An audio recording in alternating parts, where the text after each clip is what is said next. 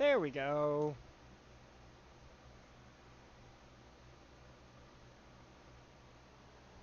Love playing with the, I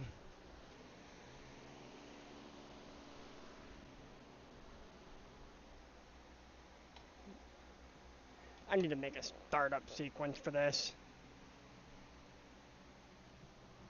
Let's see.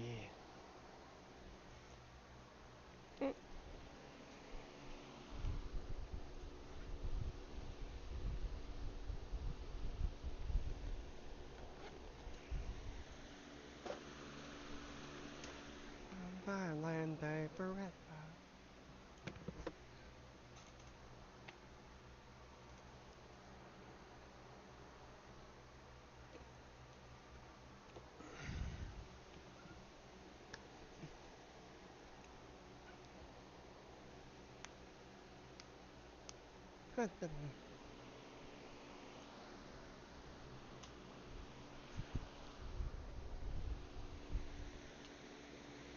Okay.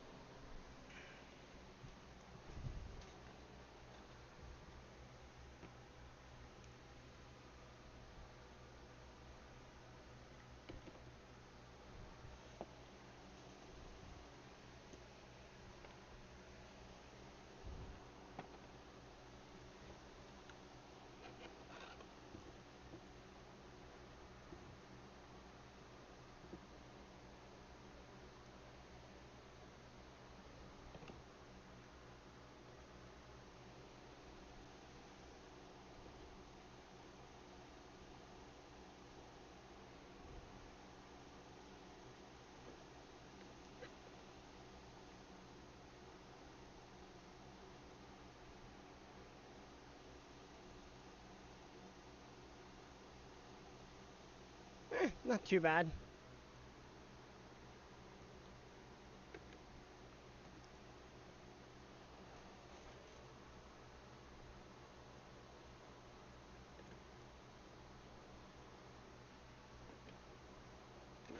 Show always starts a little slow.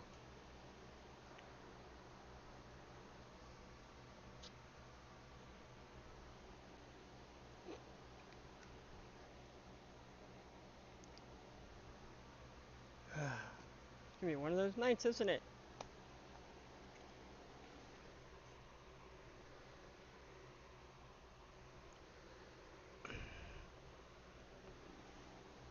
Ah.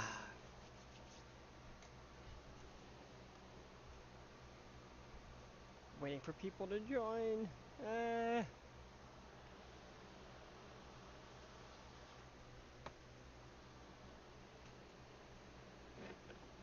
Actually, sexing on.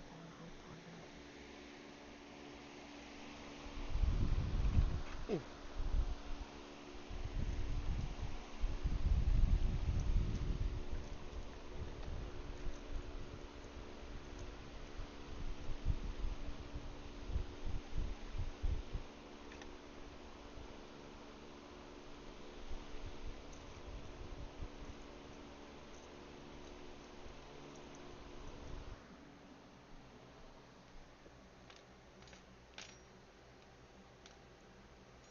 Nope, that's not gonna work.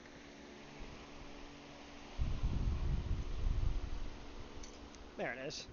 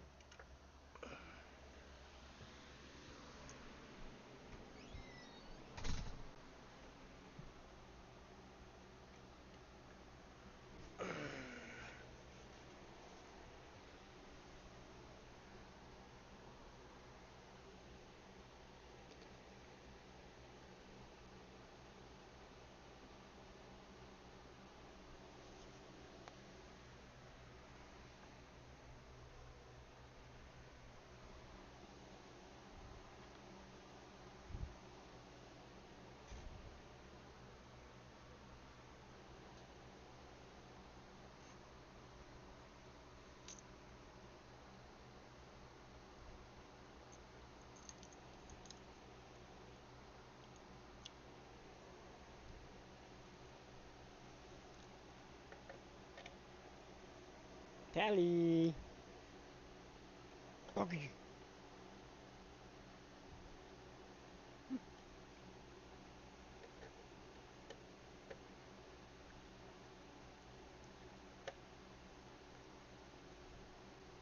Heyo.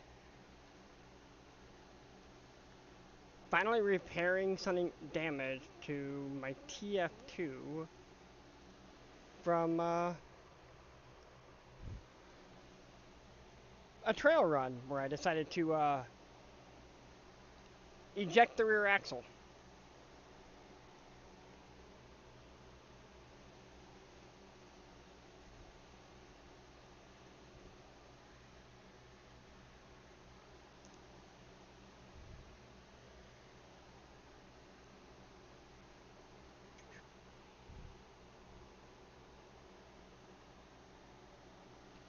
It's one of those nights.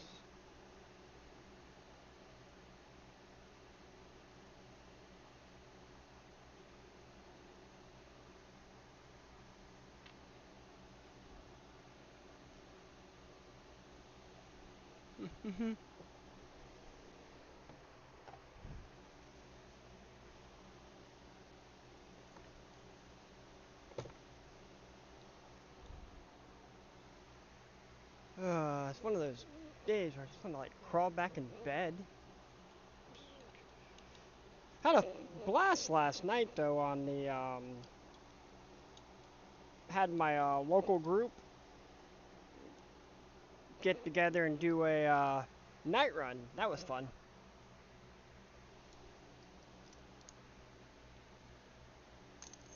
Had a blast on that. Got some damage to repair off that thing. Apparently the Holmes Hobbies 2-in-1 decided it didn't want to sit in its exact location in the transmission anymore, so I gotta sit there and fix that.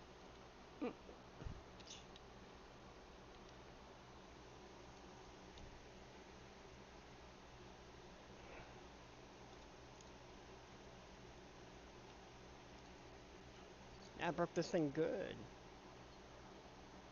So I've had this truck for 8 years. Never sat there and had a leaf brake on it, ever. And I've always ran this thing on 3S. And it's always been brushless since I've owned it. Started out with an original prototype Holmes Hobbies revolver. Just a little 1000 kV prototype. And I still have it. It's actually in my RC semi truck now. But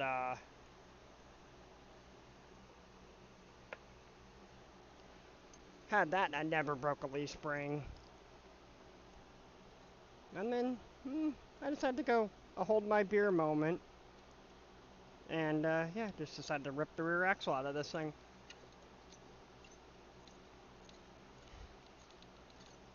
And I've abused this truck since I've owned it. Like, it's always been in high gear. What's up, buddy? Where you going? Come here. Lay in your bed.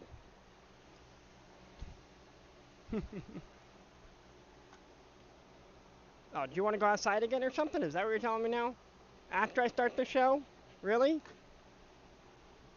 Yep, that's exactly what it is. Give me a second, bud. Let me get this last screw done. I'll put you outside. Easy. Easy.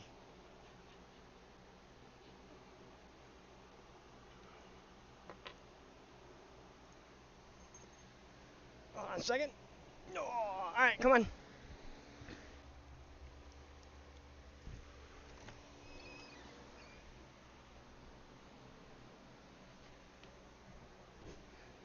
Alright.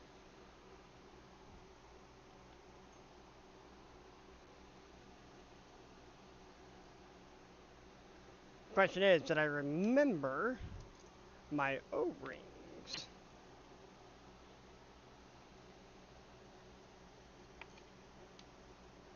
So this actually broke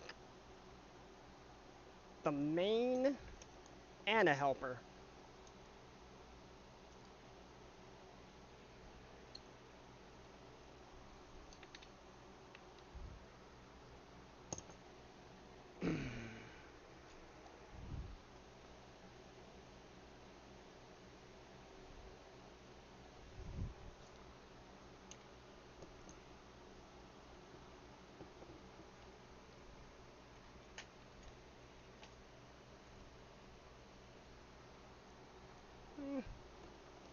Those leaves will work.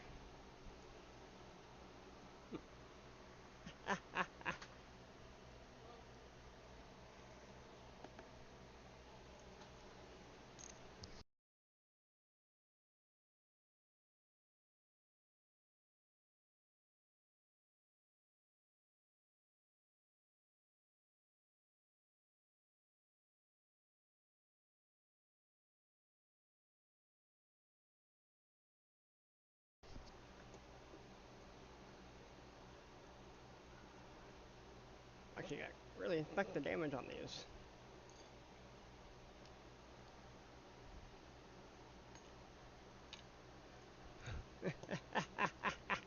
That's a nice helper.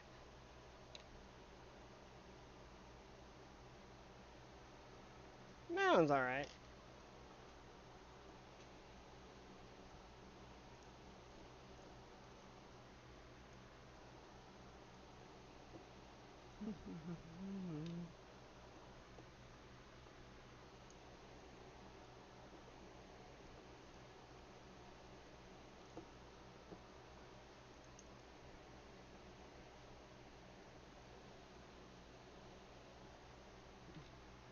Wait. No? Okay. Wow. And of course, they always break. The RC4 drive leaves always end up breaking on the screw hole. Every time. At least from all the pictures I've seen of people breaking these things. I was up breaking in the exact same spot. So the O-ring mod actually allows for more flex of the rear suspension.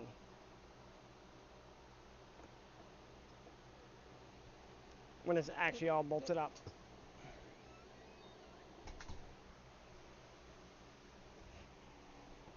I need... Let's see.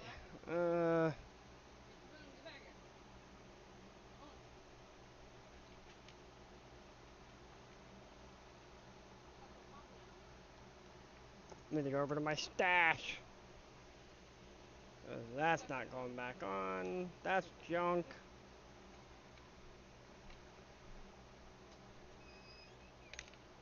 We'll throw those on. Oh.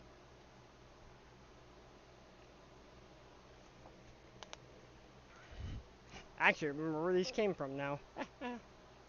Alright, so, because I don't actually run... Hey, Bill! Got good news for you, Bill. After I finish this repair, you'll get to see the new print of your body there, Bill.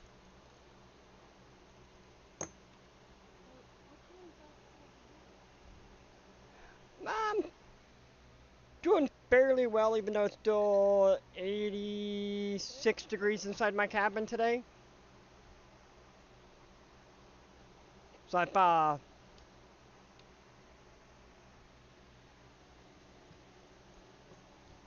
well, at like 90 some odd percent humidity there, Bill. Hey, buddy. And of course, we got dog camera tonight.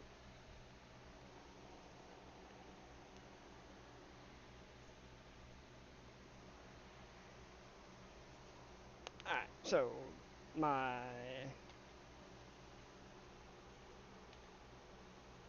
Yep.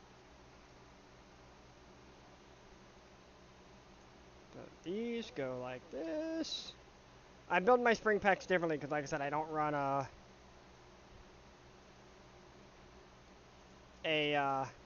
anti-wrap bar, so I actually use the long spring as like an overload slash anti-wrap. It's worked great for me over all the years. Since in fact that, like I said, 8 years of abuse on this TF2 and it finally decided to break a set of leaf springs.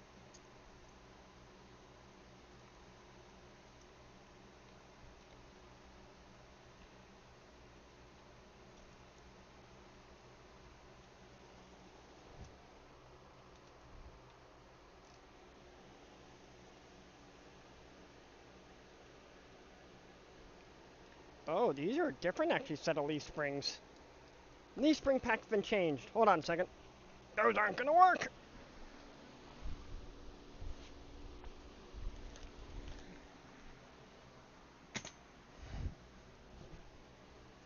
Oofed.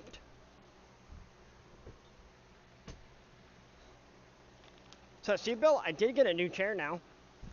No more ripped up car seat.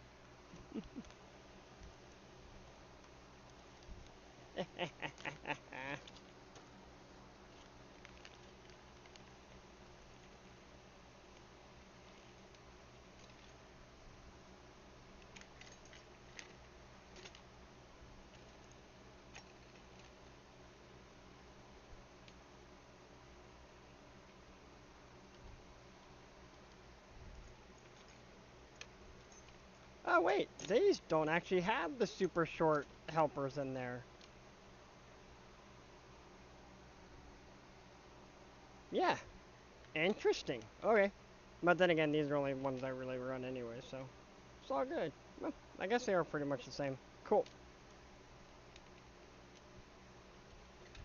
I actually have another bottle somewhere. No, actually, Bill, I actually haven't, the last 3 weeks I actually haven't streamed since I switched to Sunday, since I was actually making it to Sunday. It's just way too hot for myself and my, just the PC in general. I did not want to sit there and, with it being in the 90s. One night I actually had over 100 degrees still on a Sunday evening when I was supposed to start the show. It was still over 100 degrees inside my cabin at stupid high humidity again, because, well, here we are in, southeast corner of Ohio with all of its humidity.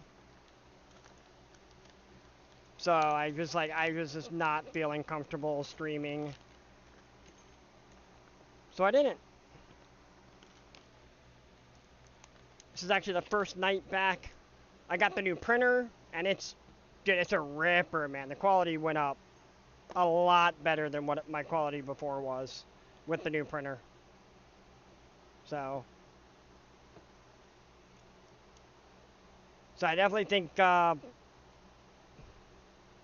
EQ's definitely gonna like his build.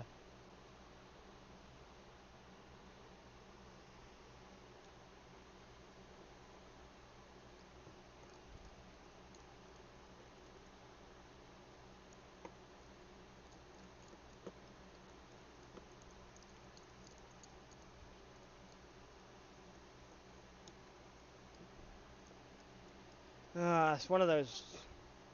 Had a nice night run the other night. That was great. Got some more repairs to do to that tonight. Yeah, it finally came out. I ordered it back in May, Bill.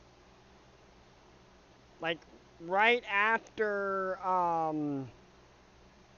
Eric or EQ messaged me about the wanting to do his build. Thinking I might get lucky and it might show up early. Didn't realize it wasn't going to be until the middle of July before I got the printer.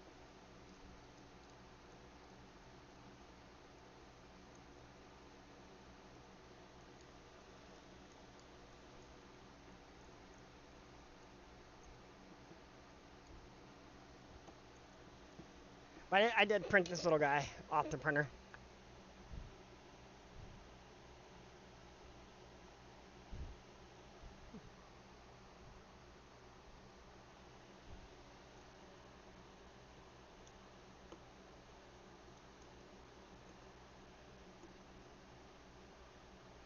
Oh yeah, well that's because they do batch manufacturing and batch shipping.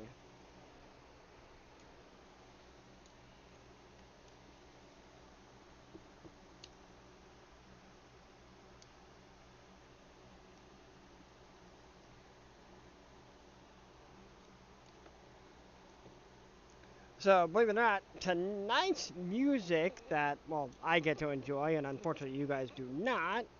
Thank you YouTube for being, well, YouTube. Australian hip hop is what's actually on the playlist tonight.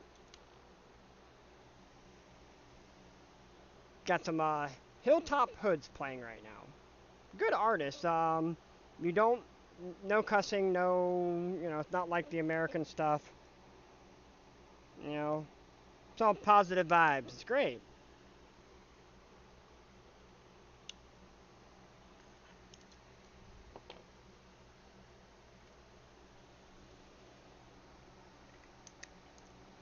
Yeah, the other thing is, Bill, I'm definitely hoping Sunday becomes a better night for the stream and stuff.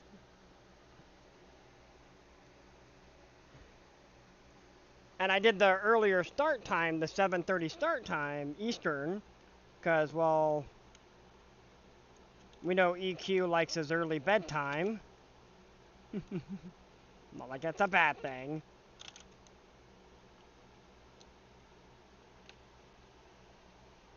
That, and I'm gonna, after I get done with the stream tonight, I'm actually going out to my shop and going to weld up, get my TIG welder out, and attempt to learn how to, I'm gonna do the rear bumper for this truck finally. As well as possibly put together a small block Chevy. It all depends on how froggy I feel.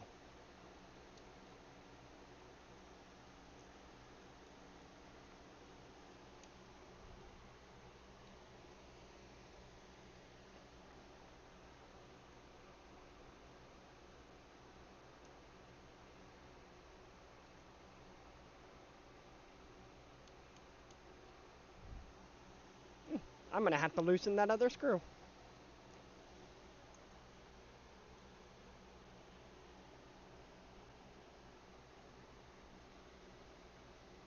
Anything new for you there, Bill?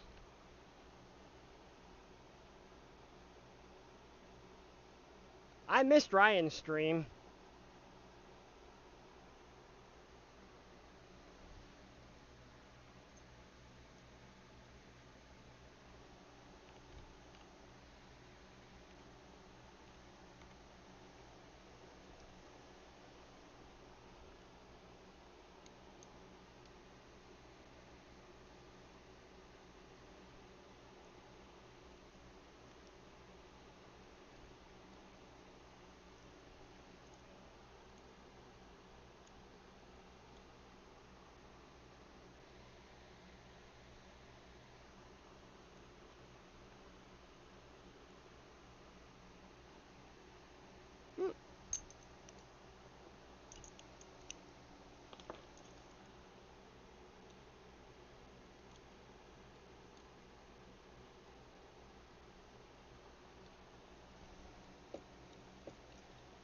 There we go. That semi-repaired.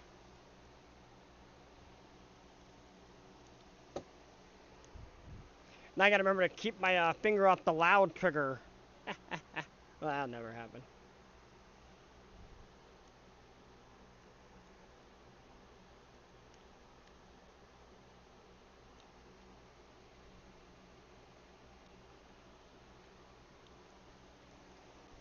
I'm also gonna have to design the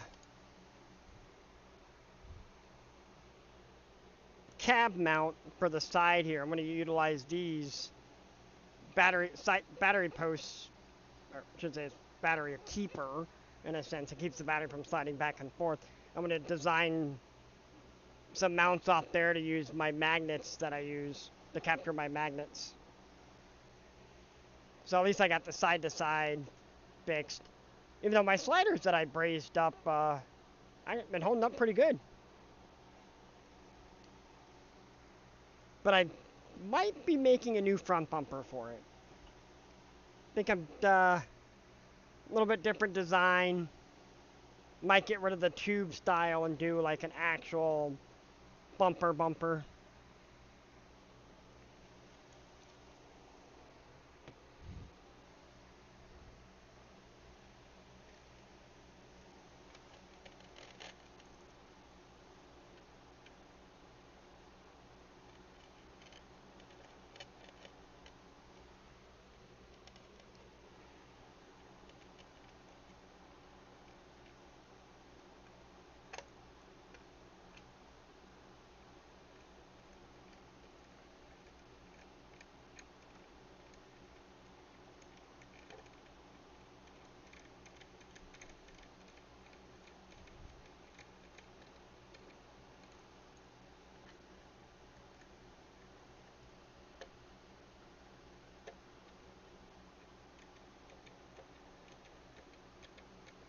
there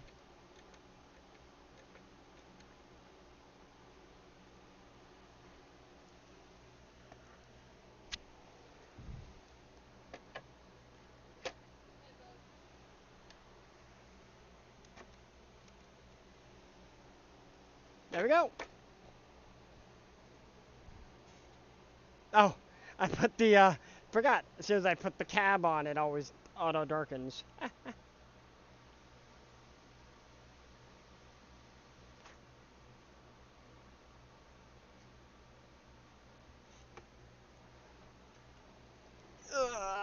So, it's now repaired.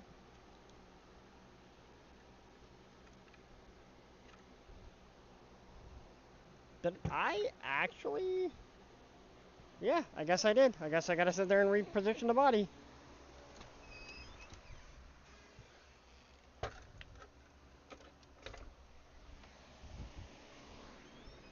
Alright, Bill, you there? Still?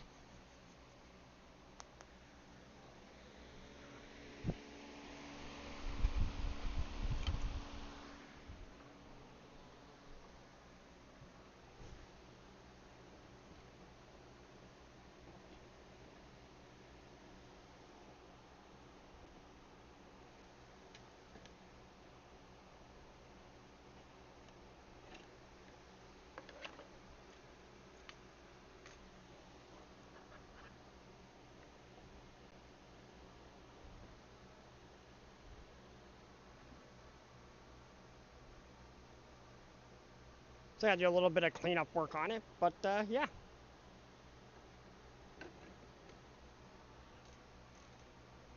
But the print came out way better than it did the first time around.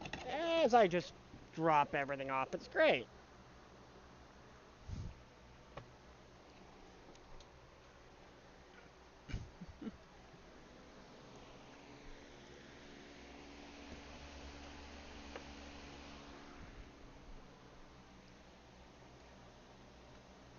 Yeah, we're gonna utilize this piece to...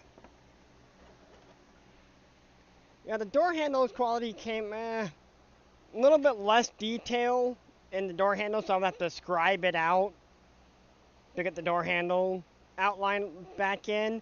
But then again, I'll have to do it anyways after I smooth the body with my UV resin.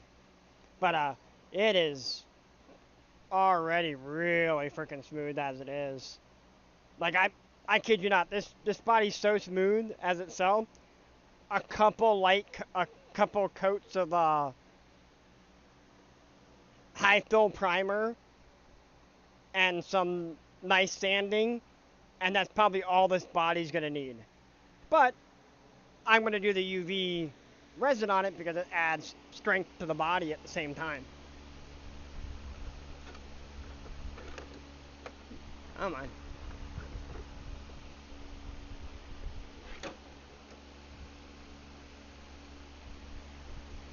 There.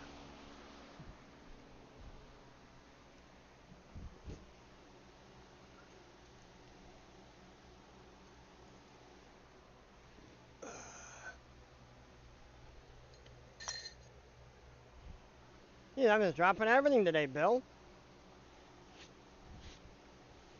Vacuum after the show. But yeah, she came out way better. Scale was alright. I had to change my support style a little bit to make it fit on the new printer. Because this literally was maxing out my printer on the A scale. It printed fine in 10 scale, but since I wanted the, since EQ and myself wanted to do the full tire tuck, even the, because it printed in this orientation on the print bed, even that is way good, even at a 0.2 layer height. So, she came out good, Bill.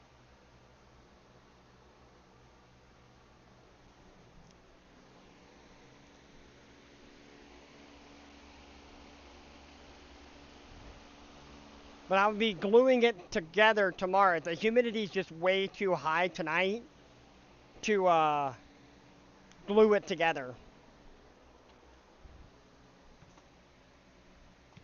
And now we got to investigate the crunchy differential that's in this thing.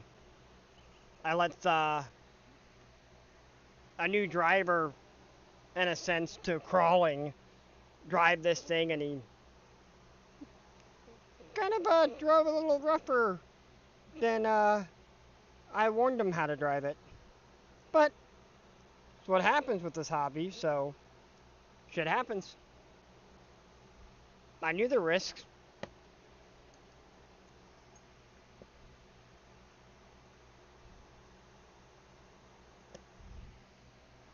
But I'm cheating on this in so many little screws.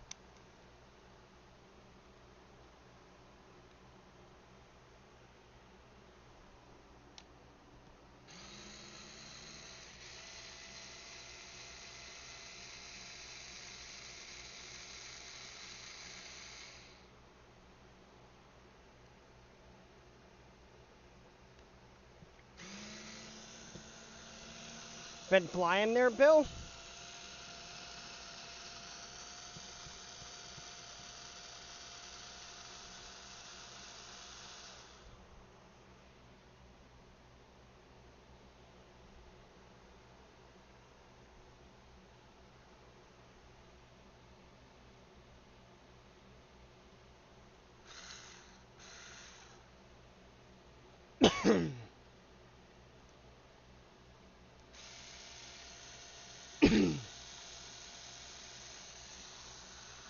You've been working on that Ford some more.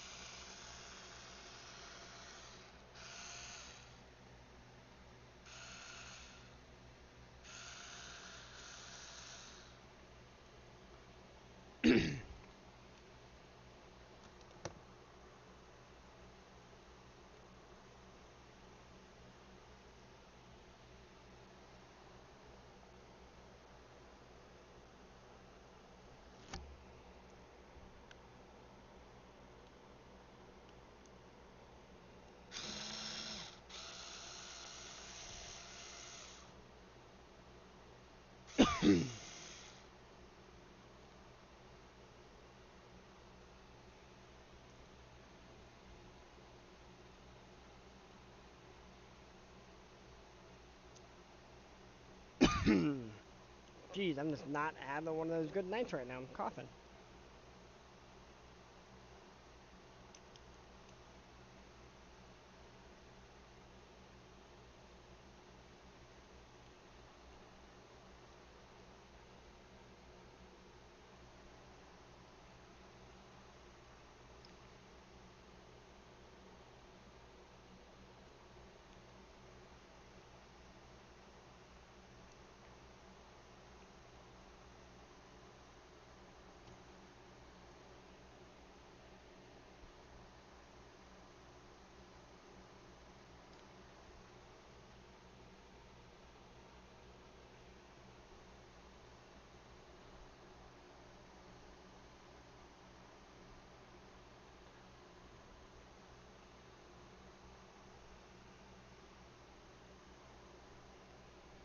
Oof.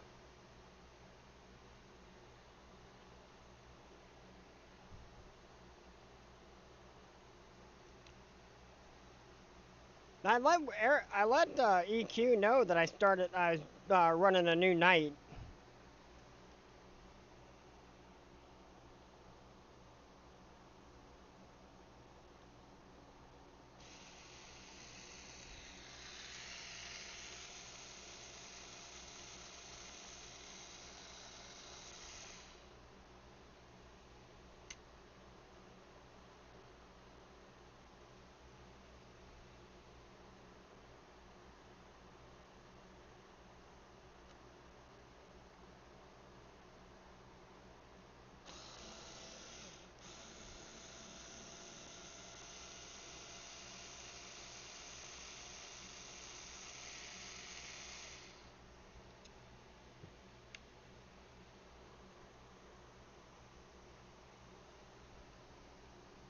Oh, that's right. I forgot. You have to take this plate off to get to the freaking diff.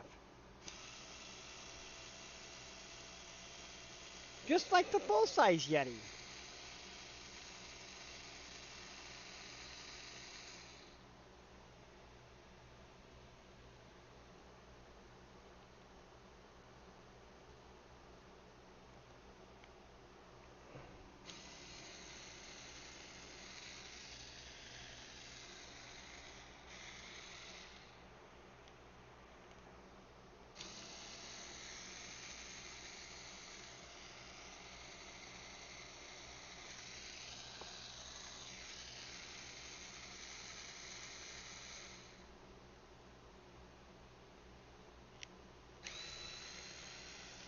Fans aren't too overpowering tonight there, are they, Bill?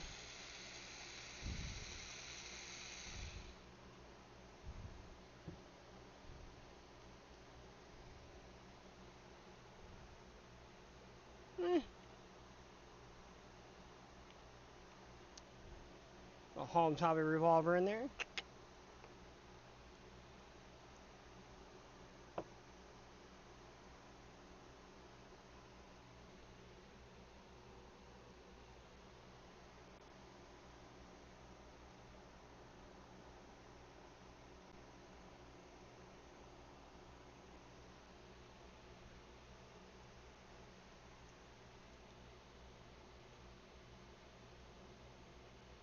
Oh.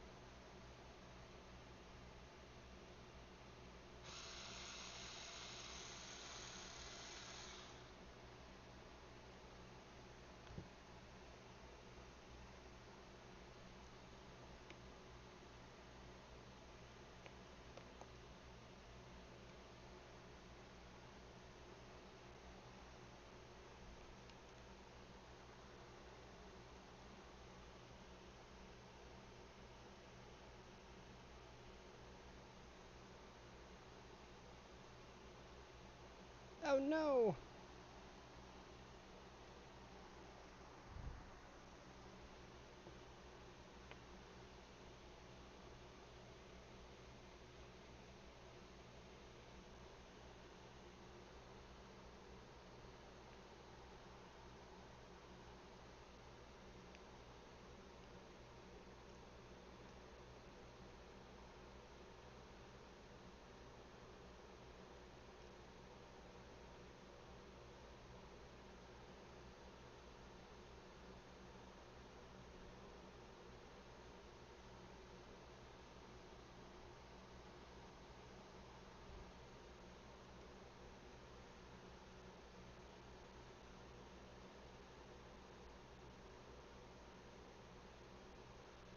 There. Oh. Oh, that's no fun.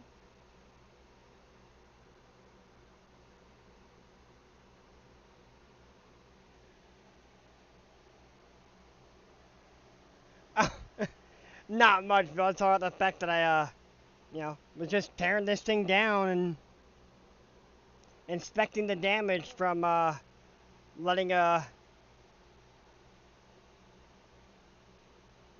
drag racer run this thing.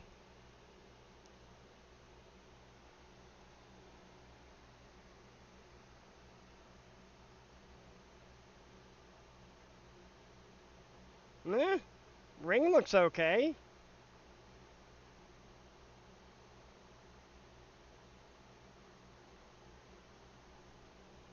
Hmm.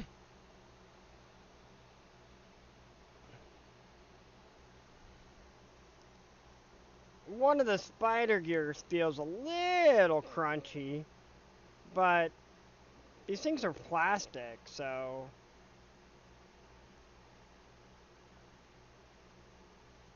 I'll just change it out. Ah. Hello, other viewers that showed up while I was, face down in a Yeti Jr.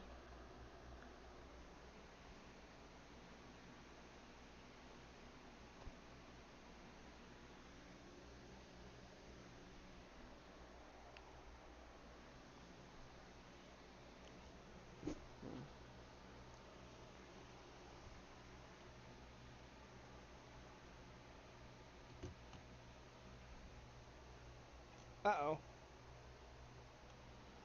Oh, there it is. Okay, we're good. Move that out of the way.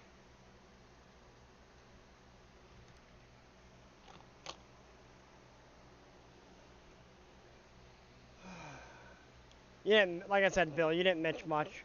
Ah, you didn't miss much.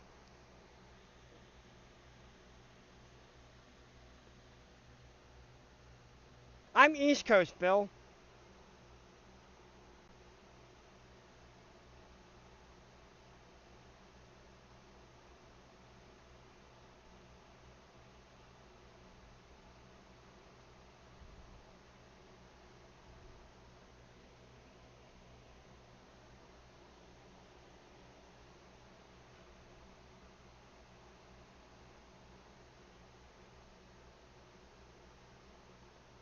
Everything's good on that gear.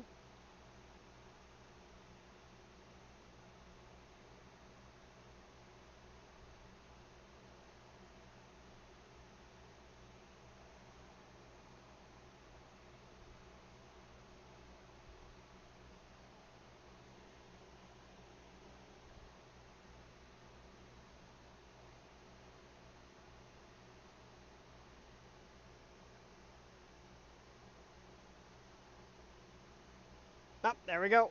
Found the culprit. It's actually a chipped tooth on the output.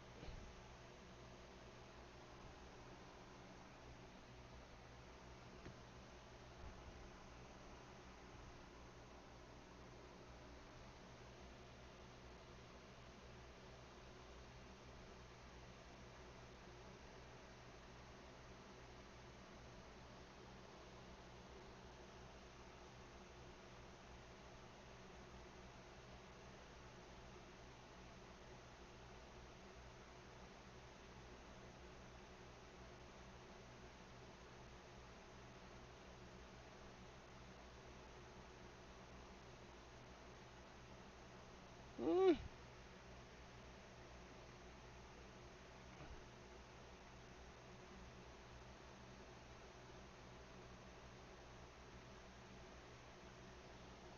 no. Okay, let's see if I have the output.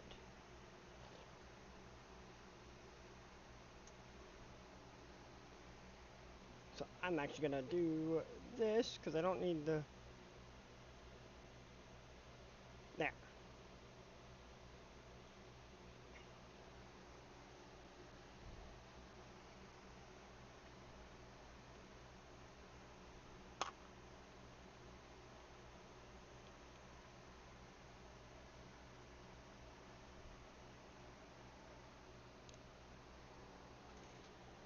Oh man, it's one of those.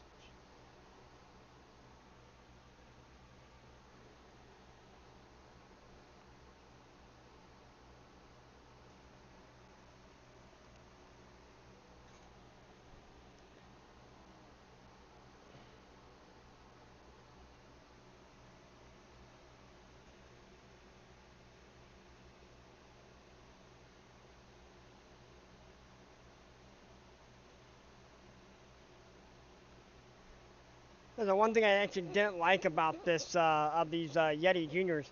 Everything in the drivetrain was plastic. The gears are metal, but the shaft, the drive shafts, the shafts that were inside, there's only one metal set of shafts on this thing, and that literally is the output on the front end is metal. And like I said, the ring and pinions are metal, but that's it. Everything else plastic.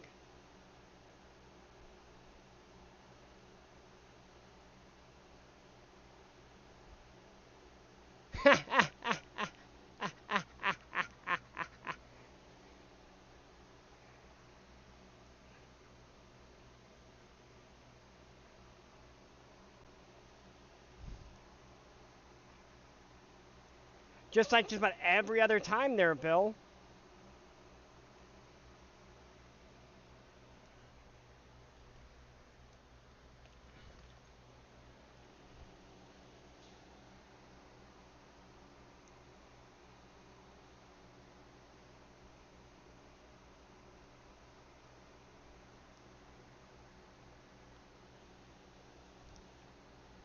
Yes, this is what I use in my diffs and my, or my spider gear diffs anyways.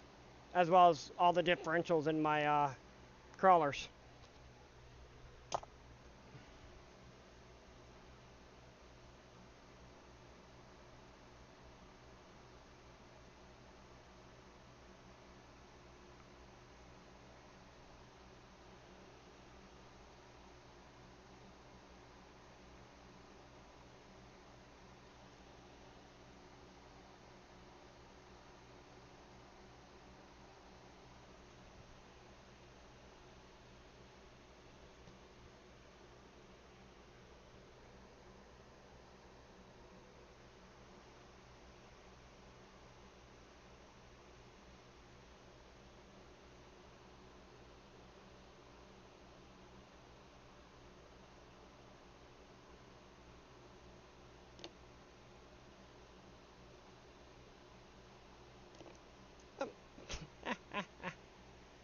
Oh, man.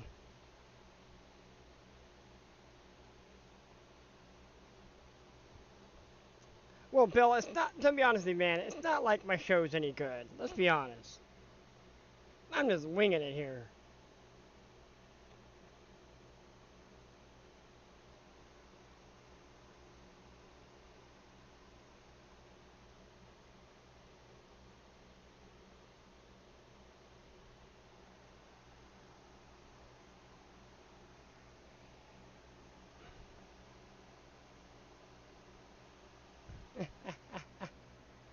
Believe it or not, Bill, if I didn't have, like, the non-oil filled shocks, I will use it a little bit to lube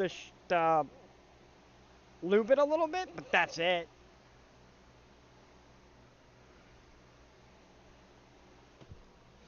Yeah, we all, yeah, that's the one thing about us in the, like, the crawlers, guys. Whatever, we find whatever works, works. Like, when I build my shocks for my crawlers, I actually use gear oil.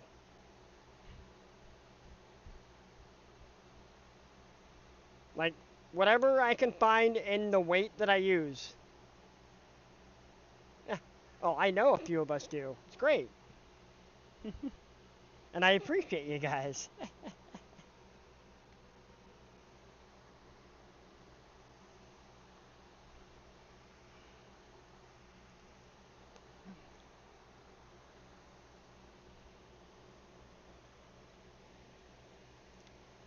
Oh, I'm kind of hoping EQ stops by. I want to, like, show him his new body.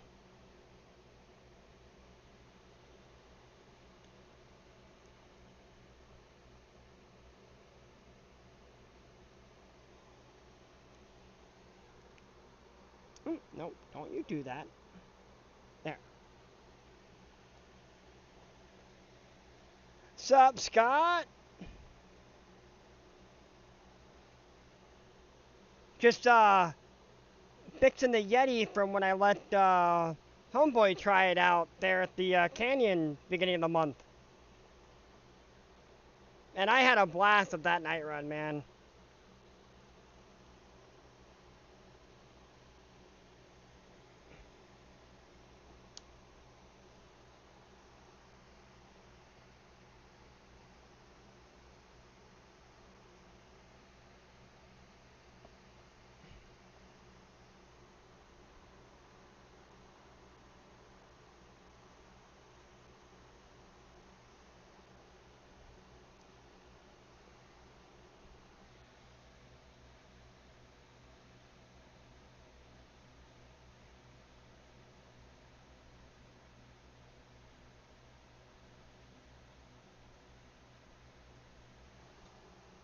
Boom there.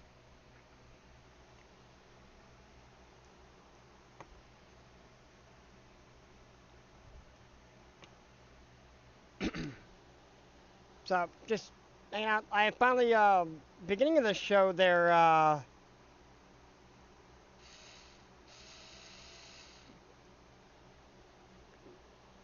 Cutler Canyon, I was,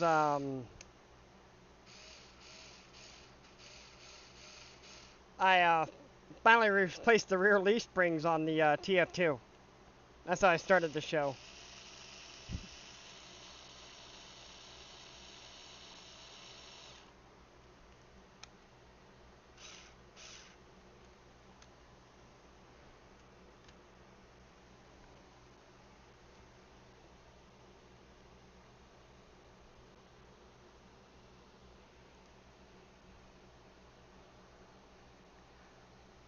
Hey, Scott, the car I'm driving, A, isn't mine. B, the motor shifted on that scale transmission. You get to see me what I have to do to service that taco build. Here, as soon as I put this thing back together.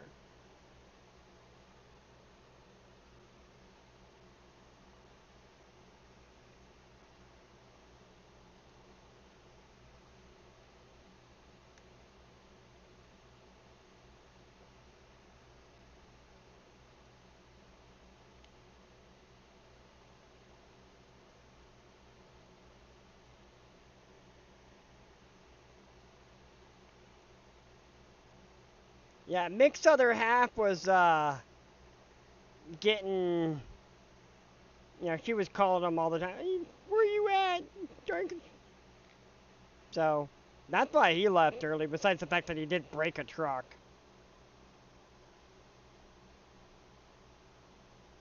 But found out what it was. He in that optic, he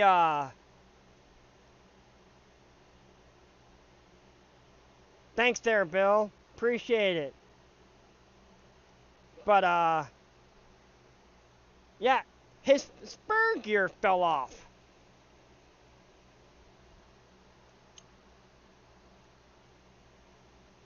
That's what happened to his truck.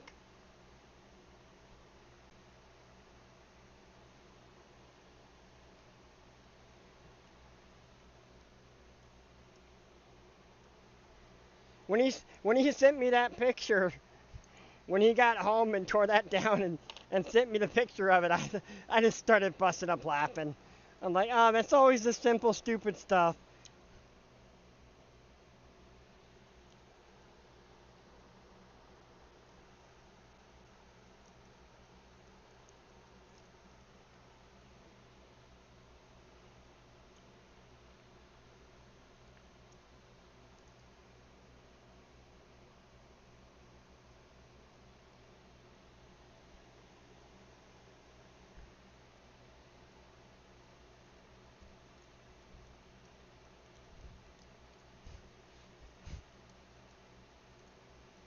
Yeah, he was supposed to show up today and drop off a bunch of stuff, RC stuff, and the LEDs for the custom build that I have for the show here. But he never showed up. Not like it matters to me anyways. I'll just end up running over to his house later and picking everything up. Oh, wait, forgot. Gotta put this freaking motor back in.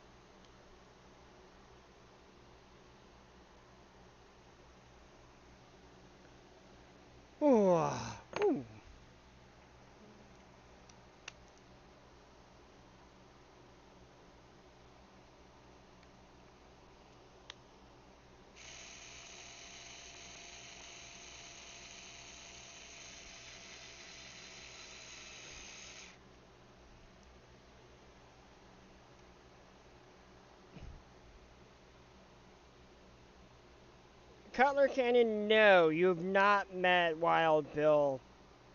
He's one of the fly boys that I hang out with on other streams. And he restores very nice custom trucks too. Yeah.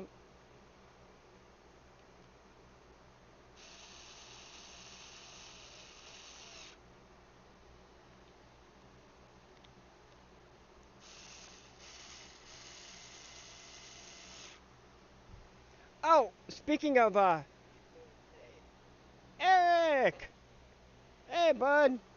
Let me finish buttoning this up. I'll give you the nice little update to your Tahoe to build there, bud. Ah. Anything good there, EQ?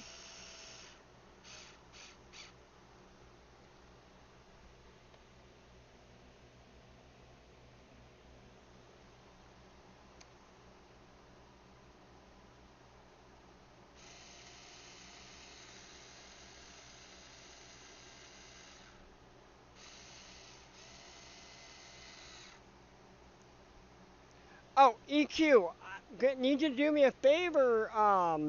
Email me again the dimensions of that the the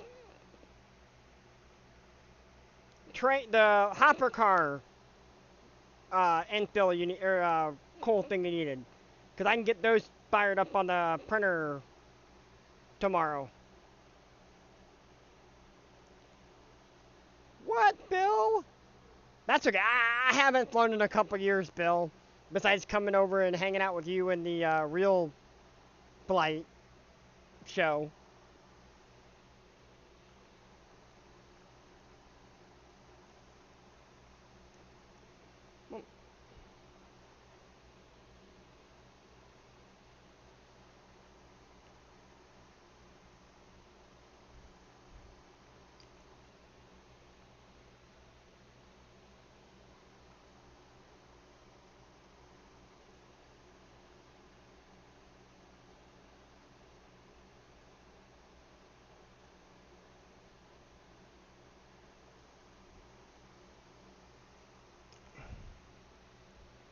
Yeah, I just want to make sure I have it the right size and stuff like that.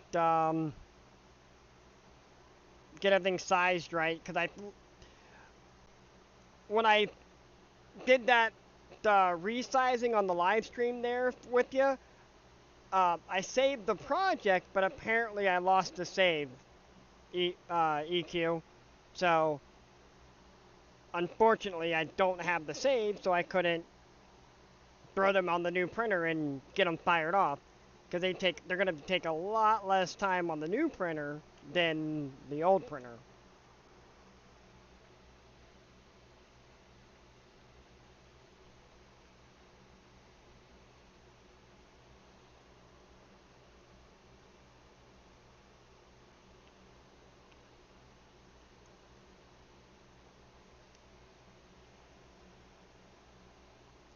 And I hope the weather up there, EQ's been good for you.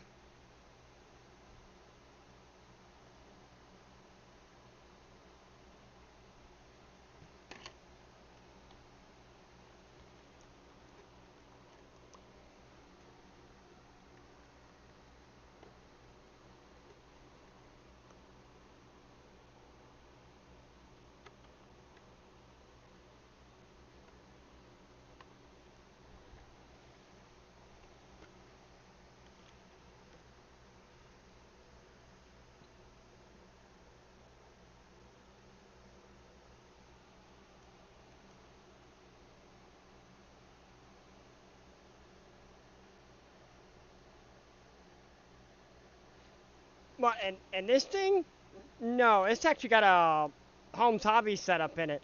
I actually had to replace the an out drive cup. And how you doing there, Richard? Welcome to the show, bud.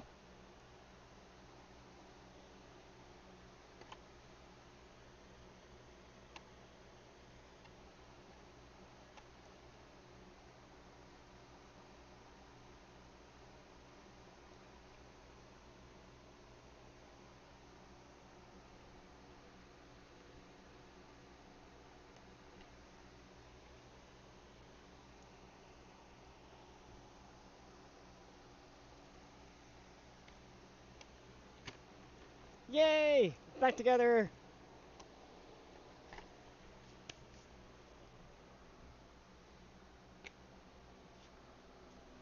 Yeah, now I gotta clean off my hands real quick, get the grease off my hands. Because I was playing with the diff, because I don't want to sit there and get grease on this new body here.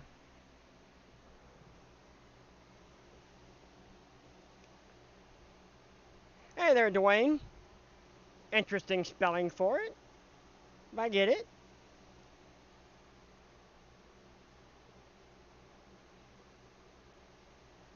Hold on. Let me...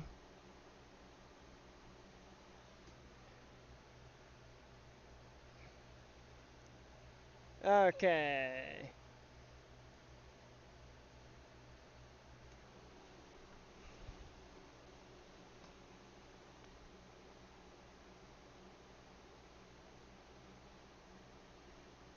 Nice, Richard. What do you got there, bud?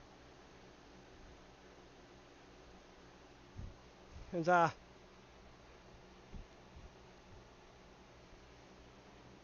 so collection back there. But since I gotta get the rest of the, I gotta get the other truck out now. Finish cleaning up the build area.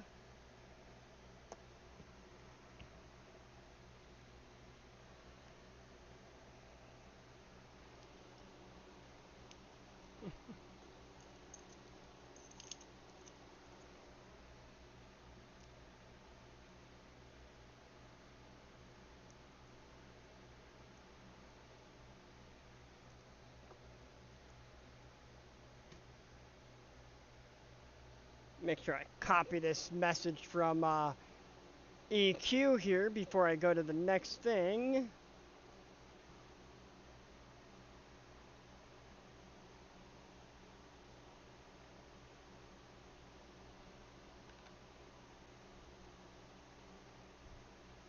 There we go. Oh, nice. Those are not bad little trucks, man. See, on this channel, I focus more on the scale. Ah, later, Scott. Thanks for showing up, bud.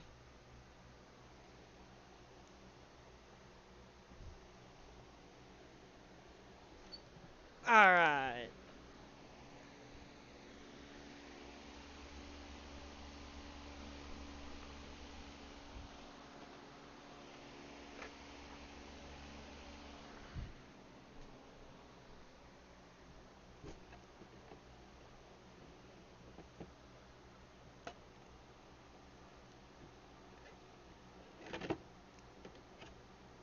Don't break anything.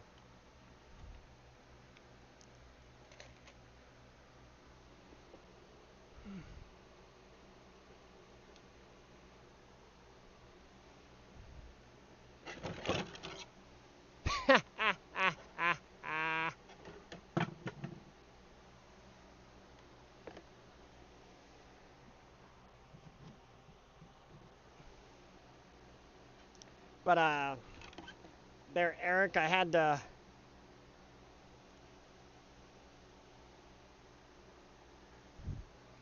No problem, EQ. But, as you can tell, I told you I was going to reprint the body. Because, like I said, my OCD did not like the way the other print came out. So I redid the whole print on the new machine, trying out a new filament. And believe it or not, the whole print didn't take me nearly as long. The last time I printed your body, the first time I printed it,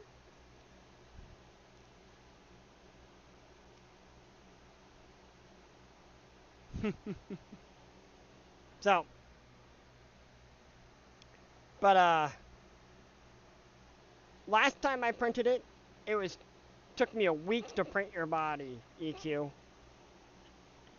Literally took me a day this time around with all the parts to reprint. And it actually came out way cleaner. Oh,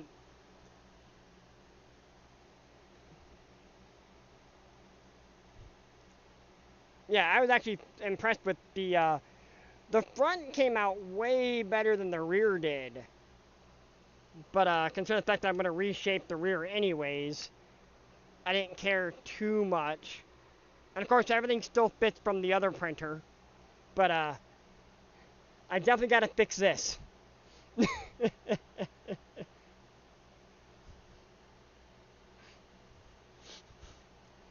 This I definitely got to fix. Because that's not going to fly.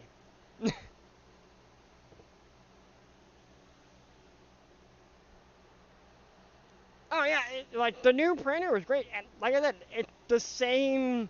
Like I literally used the exact same settings that I used on the last printer.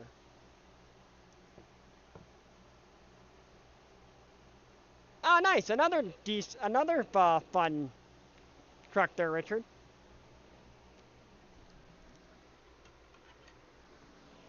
I want to put this back away for now. I'll be doing more work on it tomorrow. Okay, nope, I'm gonna put it down here.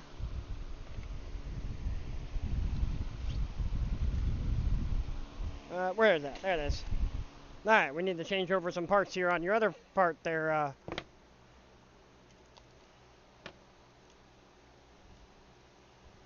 Yeah, I didn't like the way I had to Dremel the crap out of this frame, so I printed a new one.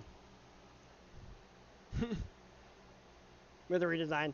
I do have to do a little bit of reshaping here. But it takes, like, this is 2 hours to print this off. Which I was like, yeah. But I also like how much muted it is instead of the shiny. So, definitely going to hide better in the frame. But yeah, I still got to get you that invoice for the bead lock rings, the leaf springs, and everything else still, too. Mm. I need a new drink.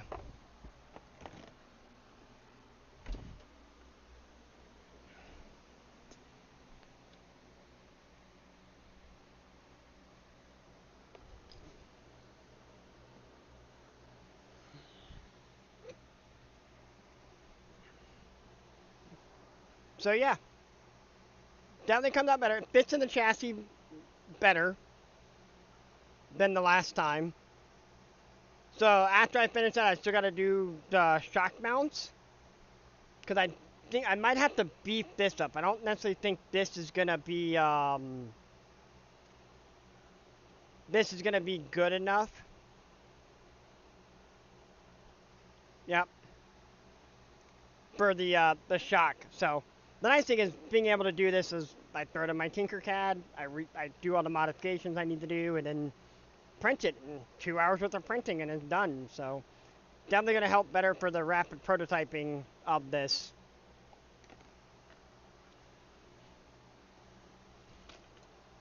But you can actually kind of see that how much dremeling and hacking I actually did to that to get that to fit. Let me get the chassis over here.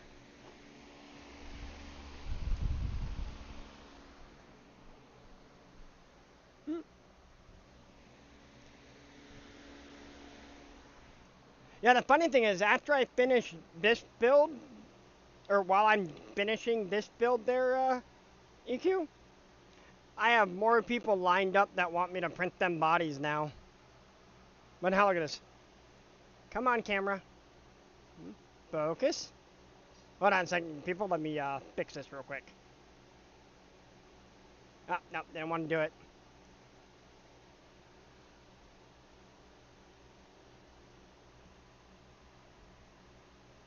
It's out of focus. It won't auto focus because of the piece of crap Logitech lets.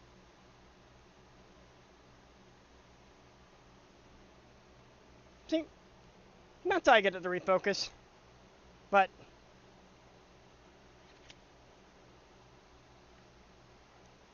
we can see how much further it's supposed to actually slide forward.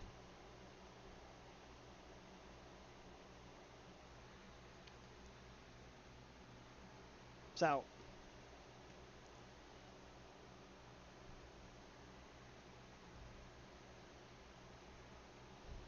And it's just like, it's great.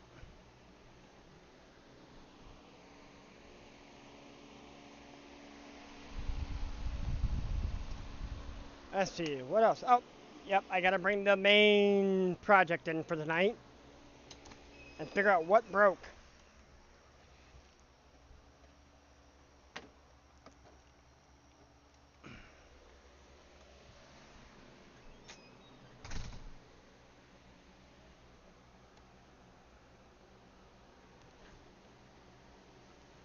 Yeah, I really should have wiped it down before I brought it in, but this got ran last night in our night run.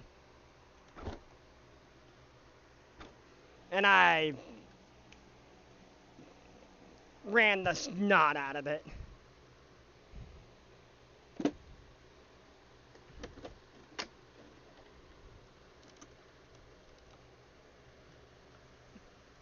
Eh.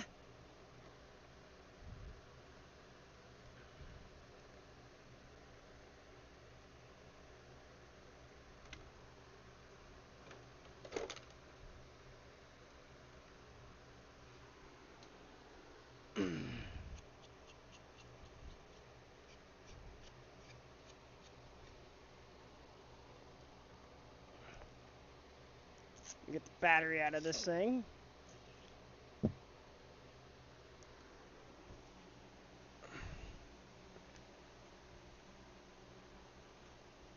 So, Richard, I have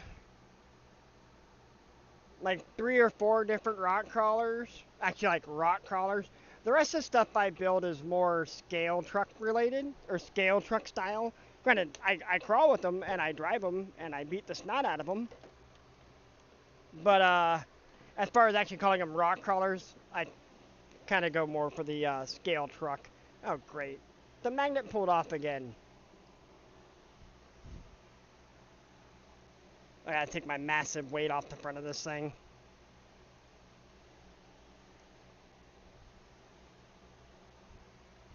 Yeah, Night Ride was fun. Found out that my light controllers, besides this one's actually waterproof, but the rest of the light controllers were not waterproof, so I'm gonna have to waterproof them. But it appears that this shifted on this transmission, and I hate digging this transmission out of this truck.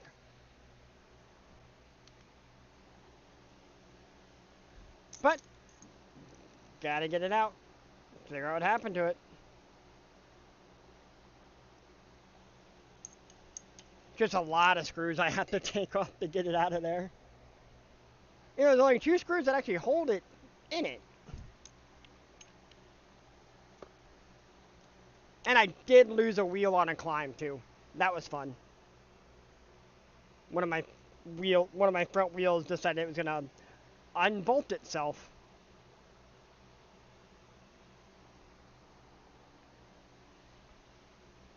No. And Richard, this truck right here, Richard, weighs just over 12.5 pounds, almost 13 pounds. When the body's on it, battery's in it, it's ready to go.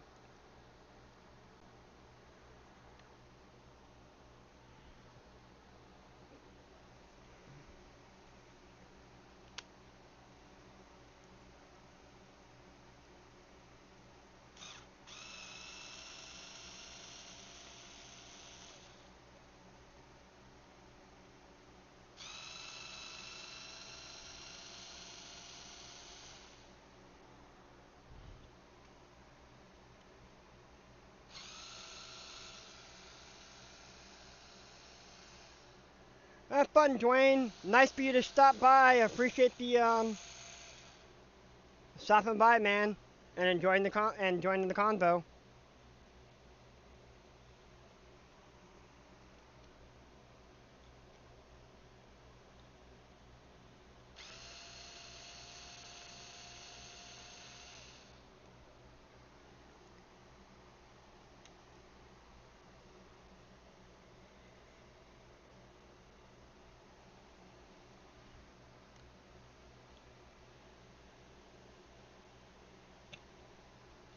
Most of this truck actually is metal. The frame, the transmission, the drivetrain, metal. It's custom 3D printed parts by me. Rear axle's metal.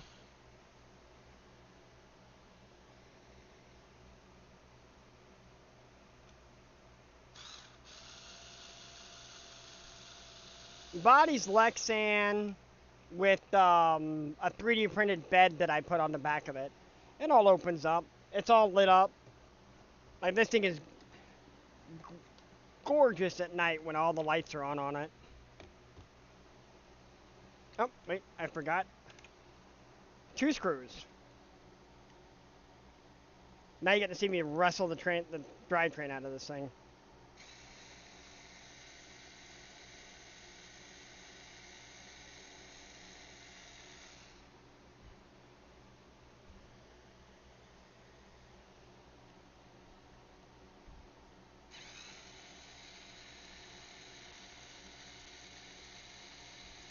So this was, or actually is, a Element Night Runner that's been heavily worked over.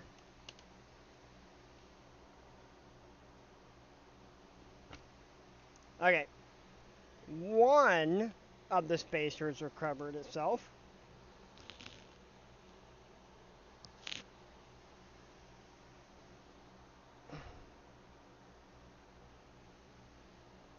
Another spacer's around here somewhere. Or I'll just actually print something. I need to raise up the drivetrain anyways. A little crusty.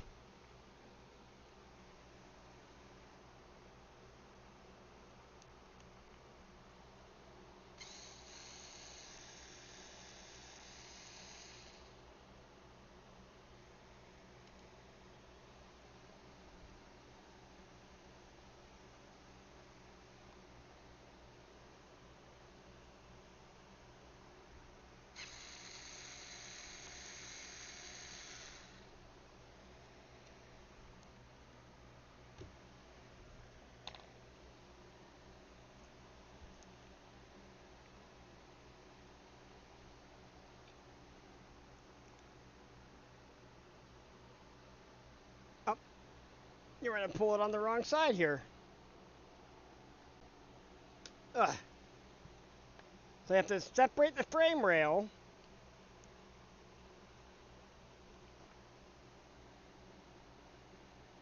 And then twist.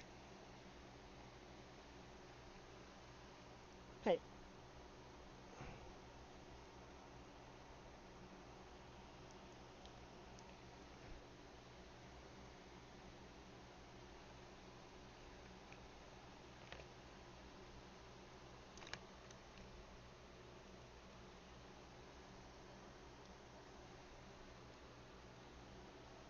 And there we go. Drivetrain freed.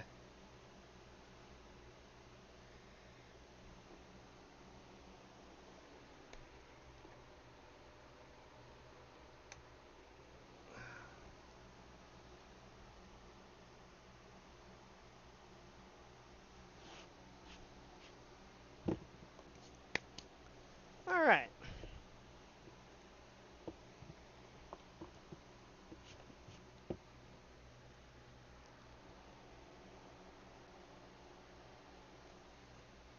So, the other thing at Richard's, like, as you can tell, like, this looks like your typical real life transmission setup. That other chassis you saw me on my stream a minute ago is the exact same chassis as that, just with stock. Besides the leaf spring rear suspension conversion I'm doing to it to fit that Tahoe body on it, give it scale accuracy with independent front suspension, leaf spring rear suspension.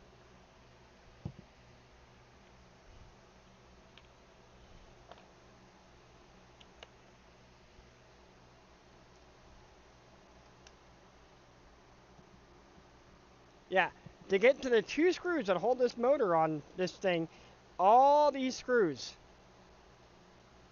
all the way around this thing, have to come out.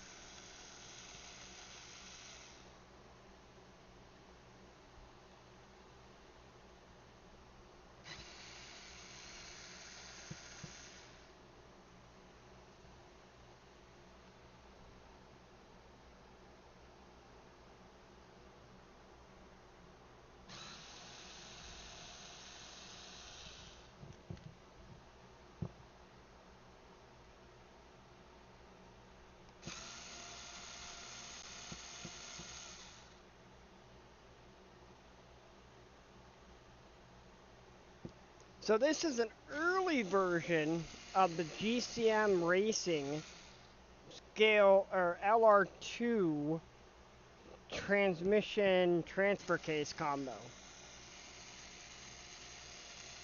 And like I said, it's an early build, and you'll see why it's an early build in just a second when I take this off.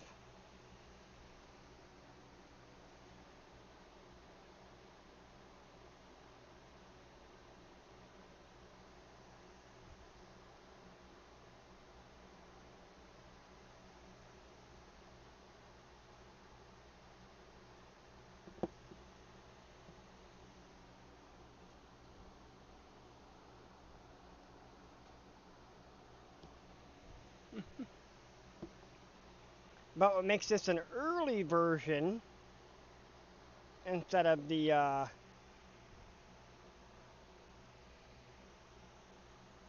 newer is the fact that it actually has a slotted motor plate, so you can change the gears, to a different pinion gear for if you want more wheel speed or less wheel speed. Now, since it's an early one, it still has the slotted motor plate, which is actually what I prefer, because I like to be able to change my final drive. Because the only way you can change your gearing in this thing is literally swap out the pinion. That is it. And I think that's like a 9-tooth pinion gear on this thing. That's kind of permanently stuck on this motor now.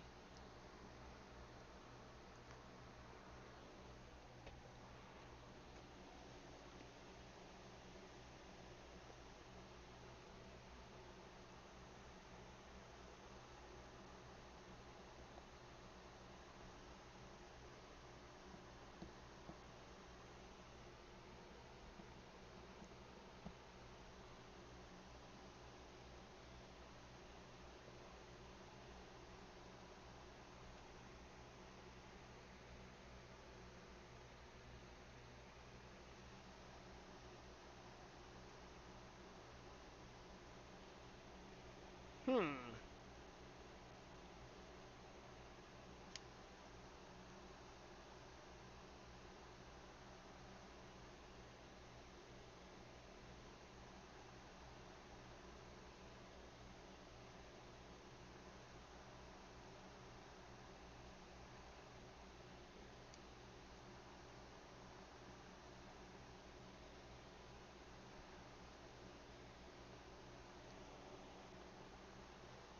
Well, that actually doesn't.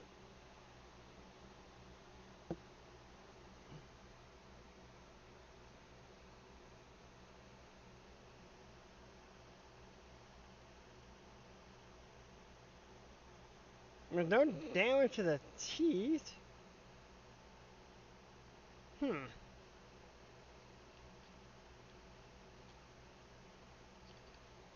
Okay, whatever.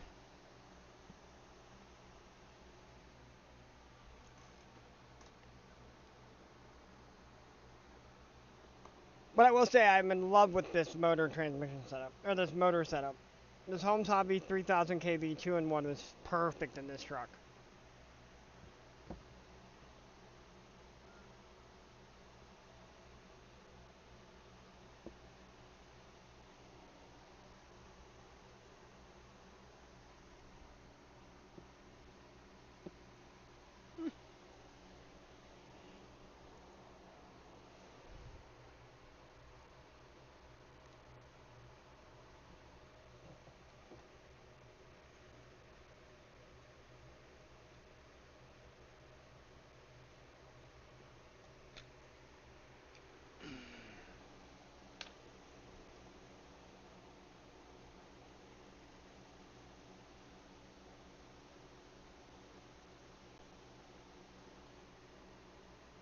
Nice, LC80, great truck.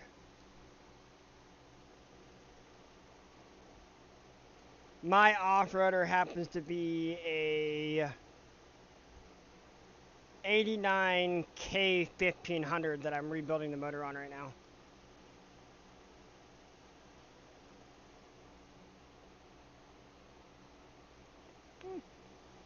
Okay, diffs feel okay, or I should say, the ring and pinions feel okay.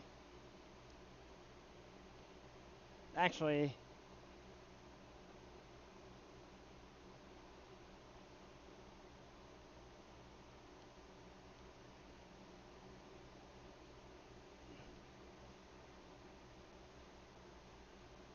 front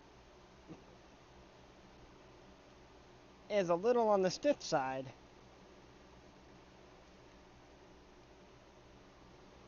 It's not in the hub.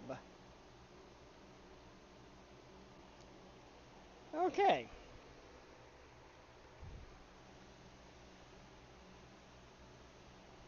Oh, this thing has lots of lights here. Let me...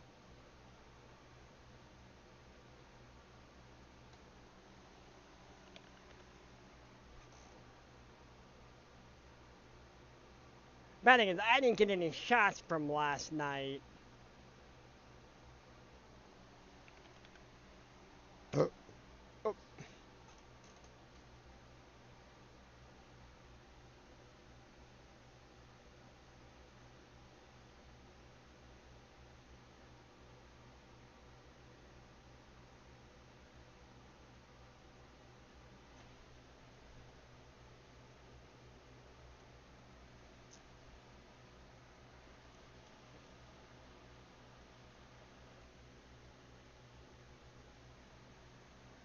Sorry. Up on my computer screen real quick, looking at, or trying to grab some photos. Does anyone actually posted any photos from last night?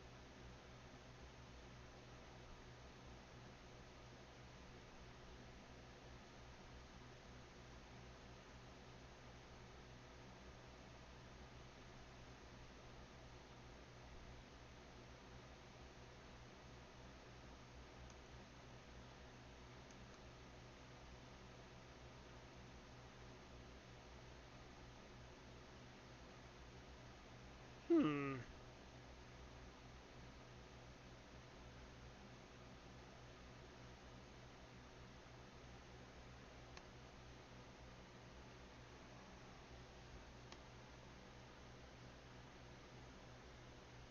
Oh. Do that to protect the identity of the party.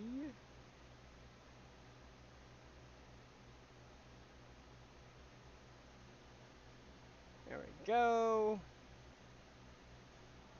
And then of course I was an idiot and just closed out the wrong tab.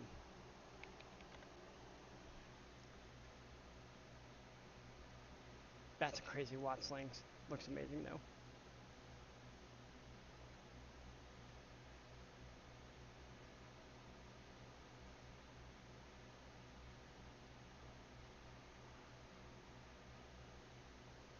Alright, nope. Those are the only good pictures I got from last night.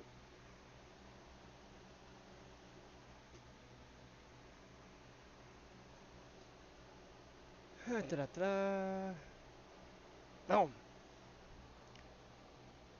So there's that truck right there is the second truck in that photo.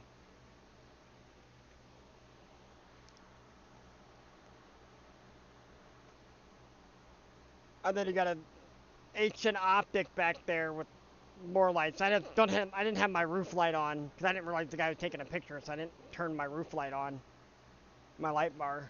And then with the light bar on, it's this one that's back there blinding out the camera pretty much, is this truck with all of its lights on. Back up there, standing behind with the two gentlemen standing back there. So yeah, she gets bright.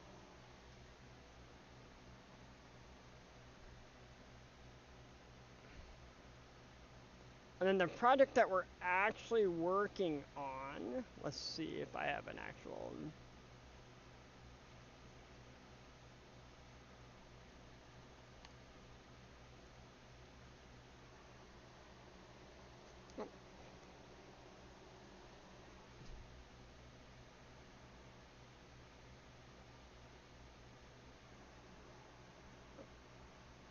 Boom.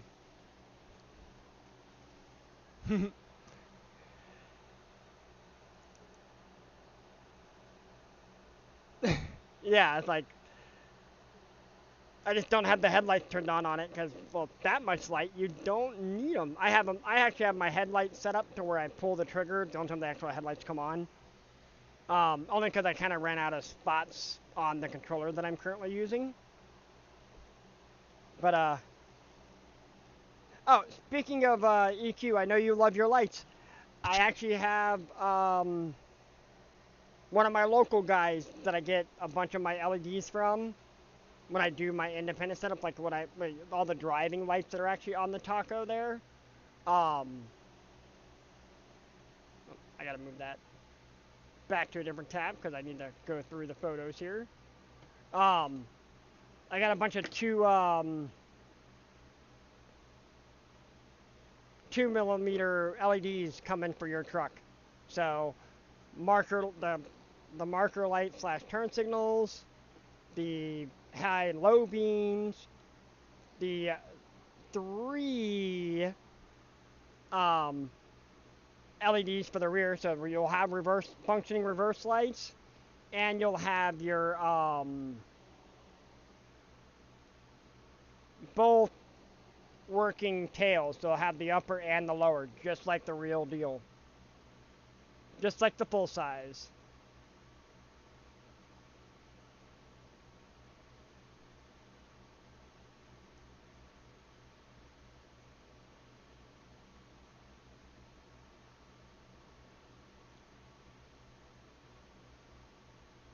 Oh, I don't have a picture of the ass end of that truck. Okay, whatever.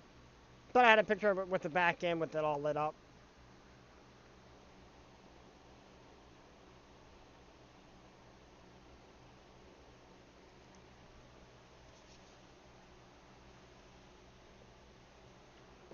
Oh yeah, but I gotta figure out from you though.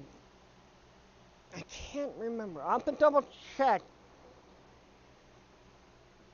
because I'll have to go through my stash of electronics and see if I can find the actual original receiver for it.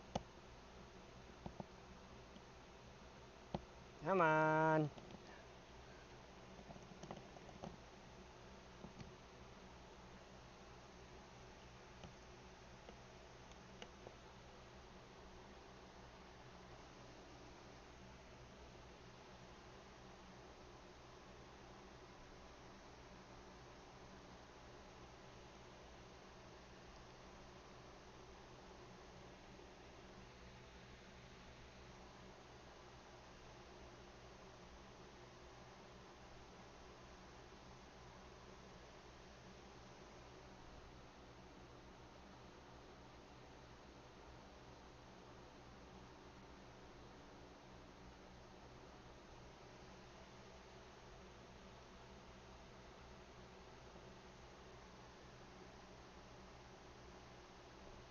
I didn't see any damage or anything in this thing, so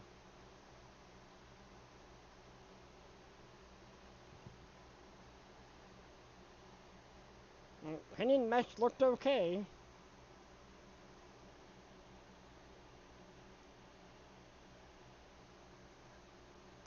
Which lights? Because that's an amalgamation of a bunch of different lights. Stuff that I make into one light kit.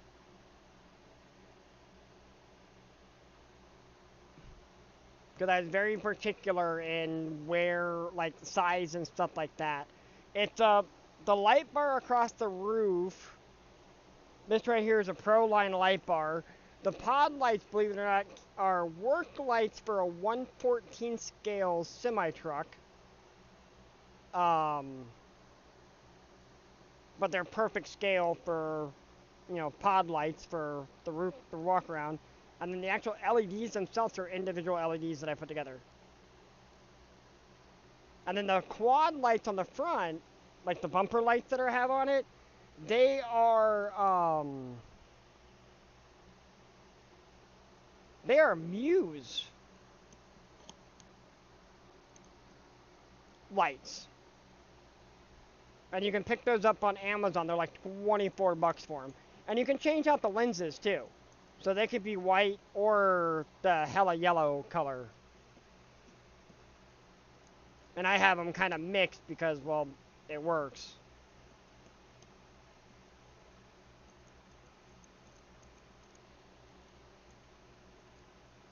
Oh no. Well, rip.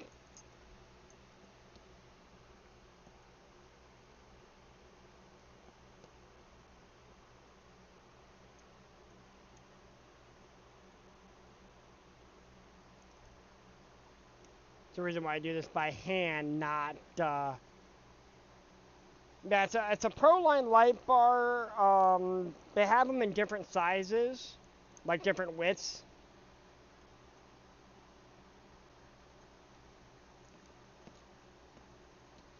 But the funny part is I will be replacing that light bar with a 1 too many RCs light bar when I remember what the actual measurement is from here to here.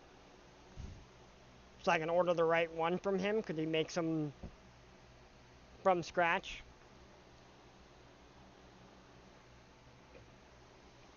See, I have a thing, Richard, and you'll learn from you watching my shows. Like, I am a strong supporter of buying North American based product. I don't necessarily like to buy the overseas stuff often, unless I absolutely have to, or they make a really good product and I want it. Looking at you, Boom Racing, with your BRX01, which is a great chassis, by the way. On the pricey side, but it's a phenomenal chassis. Or my Tamiya stuff. But when it comes to my crawlers or my scale stuff, I try to stay North American based. Like this drivetrain setup, so from here back, is GCM Racing, which is based out of Canada. And Chris and Dana, the owners of the company, are good, great freaking guys. So I support them. Then you got Holmes Hobby is the motor, and most of my builds, most of my trucks all use a Holmes Hobby setup. Like even that little side-by-side back there, when you join the thing I was putting together, that's got a Holmes Hobby setup in it. And that's John Holmes, and he's based in Missouri. And his stuff's all made here in America. And then for wheels and tires, that thing has a set of Pitbull tires and rims on it. Then you've got, these beautiful wheels that are going on EQ's truck, and they got some Pitbull PBXs on them, 1.9s. PBXs, then I have a couple custom builds back there that all run stuff. There are companies that I stay away from. Like I will stay away from anything Traxxas related, like the plague. And I'm not gonna get on the soapbox about why. But let's just put it this way: I think of the company as a marketing company, and that's it. But I'm actually gonna put this in later because I still gotta pull. Now I'm gonna have to pull the front end apart of the truck to get to tear into the front diff and see what I ripped apart in there, because it feels like something's ripped apart, and I don't have any parts on hand to put it back together when I tear it apart. So I'm just gonna leave it taken apart now. I already know what I'm gonna need, so.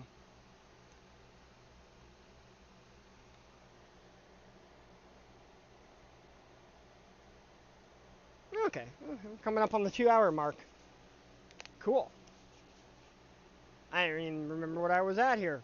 Alright, so we're gonna put this back in there. I need a container. I'm gonna pick this up and put it back on by the charger here.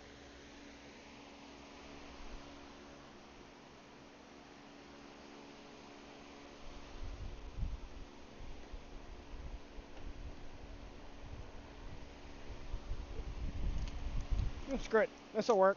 I don't care.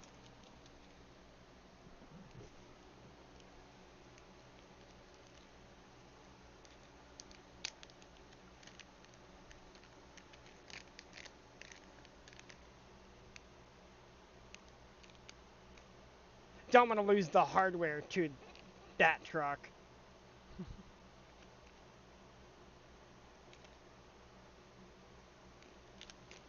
So, little baggy. Now the hardware's back in there. But this is going to be a pain in the ass to recover, though.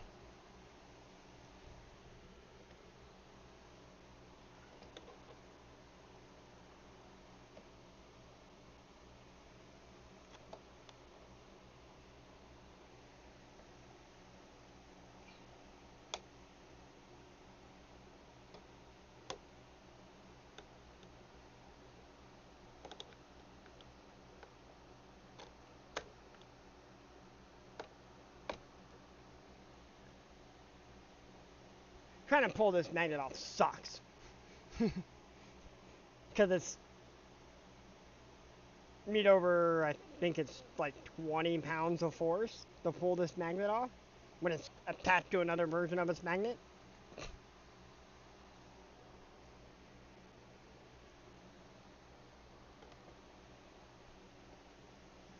But what you can't notice there, Richard, is the fact that that opens up.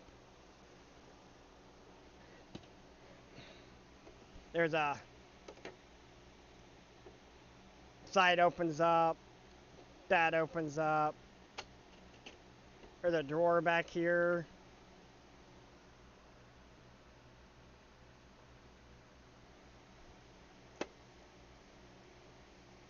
Now, I didn't design this bed that goes on the back of this thing. I paid for it and printed it. Another guy by the name of Ivan, or Ian, I believe, printed it. But you can see like I said, I literally build my wiring, my lights. And I gotta go through and redo it again, so. This was a rush job to get it working on the trail.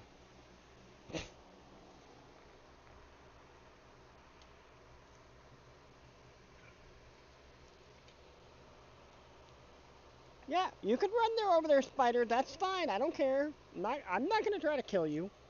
You're not the you're not the type of the breed of spider that I don't let in the house.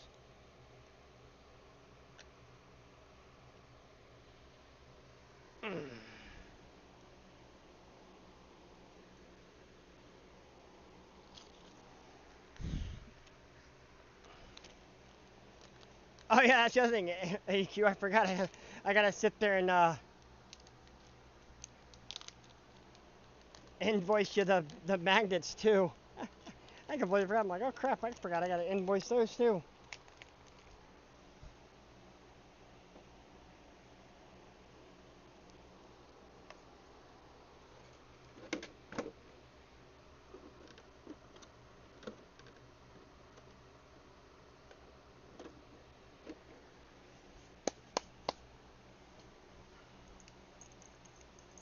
Let's see, what else could we work on? Or just want to chat and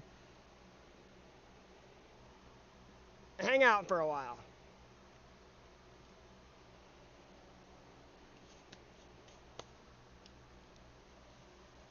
What's that? People got questions or anything like that, man, about the hobby. So what do you? So what chassis is the 80? Is it the 8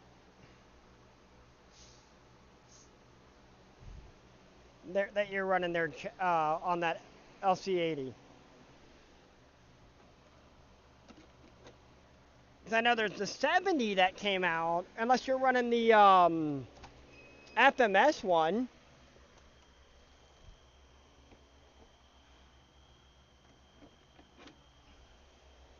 which is another great truck. An Asper.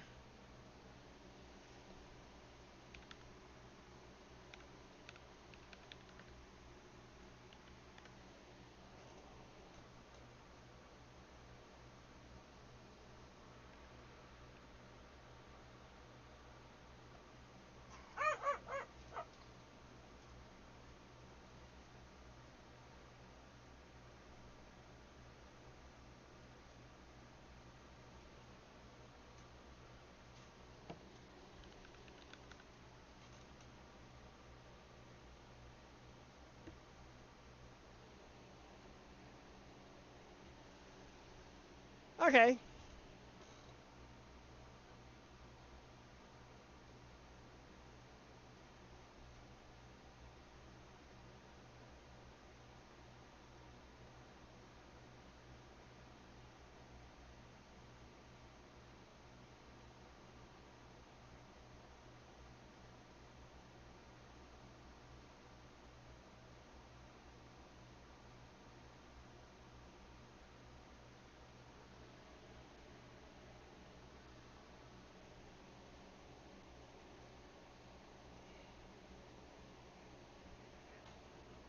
Like, I do believe that mine's a 5-inch bar, but like I said, I don't 100% recommend it. Recommend it. Like, for the price, sure, go for it. But if you really want brightness, and I mean like light up make the night look like the day.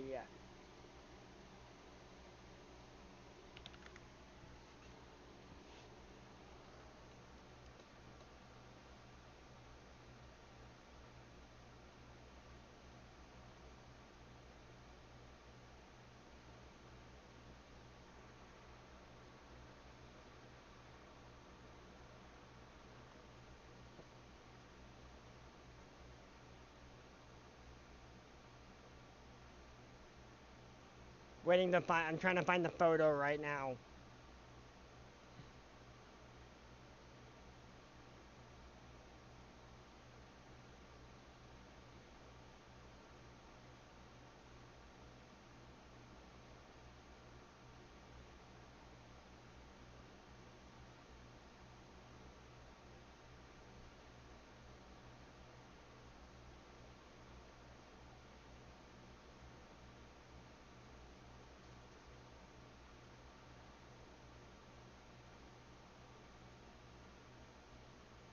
Trying to find this photo sucks.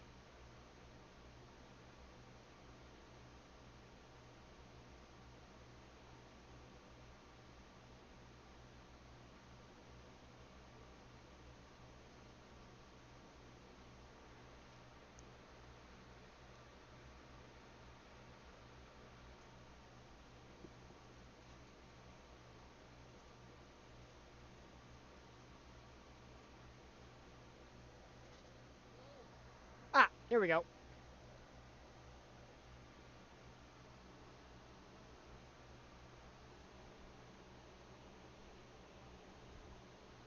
Like, that is a 2-inch light bar. That's the amount of light that 2-inch light bar is shining out.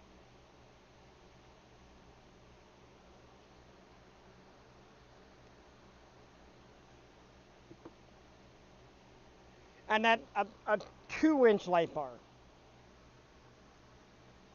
doing that.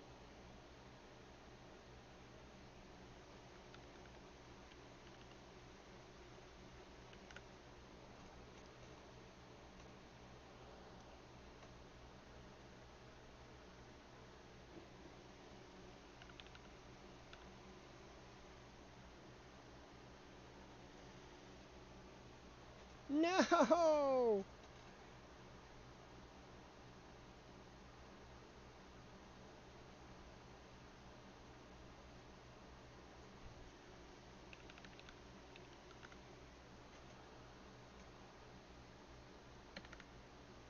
Oh,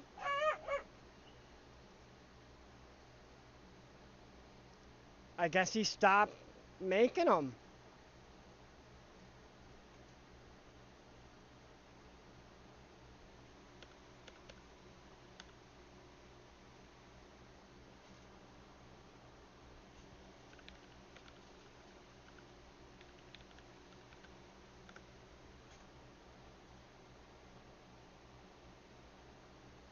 This is the light bar guy that I go to, actually, for my light bars. Granted, I haven't bought any light bars in a couple years from him, but I need to sit there and order some 5-inch light bars from him. But his light bars are the light bars that are just blinding. His lights are just blindingly low light. And he's a Canadian guy, so he's based out of Canada. And he makes everything in-house.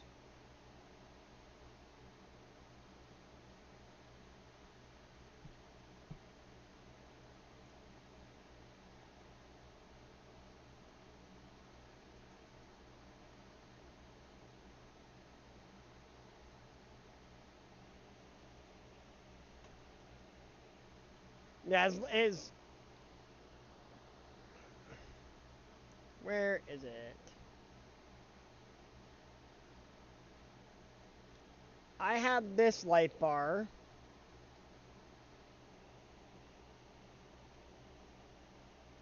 Yeah, I don't know if to be honest with you, Eric, I don't know if he's still doing it. I haven't like I'll email him and see if he's still making lights because his lights are amazing.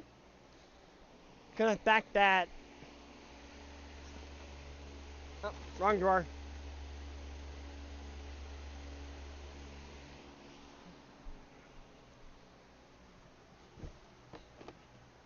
Oh, and here, Eric, this is for you.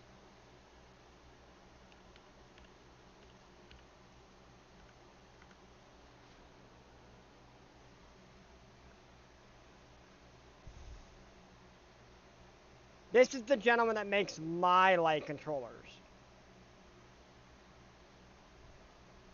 And where is my light controller? My light controller. Woohoo! Don't need to worry about that crap. Go away. Like he has a really cool light like rock light setup too, which I'm like, ooh, I'm gonna have to order a set of these. But that's the light controller that I run. Yeah. But what I was getting at is like that's one of the 1-2 mini RC light bars.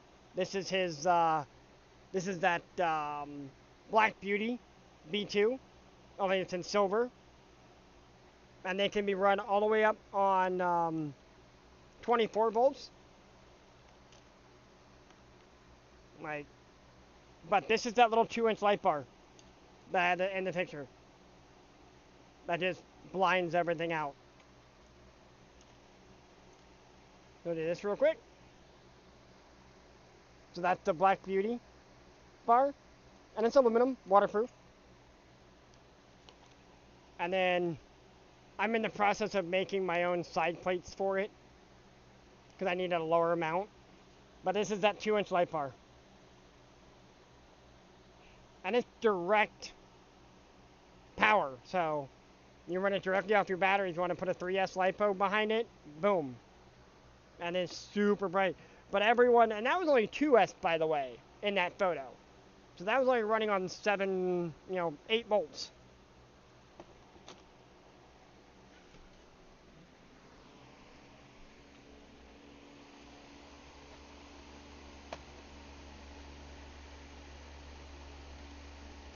But yeah, I'll message Hey OK, make sure he's still shipping to the US with all this debacle, and I'll message 1-2 Mini as well and see what's up with him. See if he's still making stuff.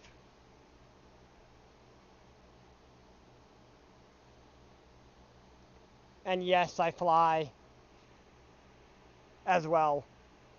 And the funny is, Eric, so this photo was taken in 2020. I have yet to mate in the C-130.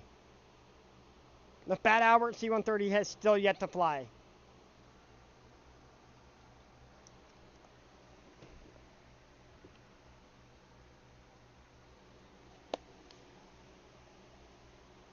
And Saturday, I will be actually up in Youngstown at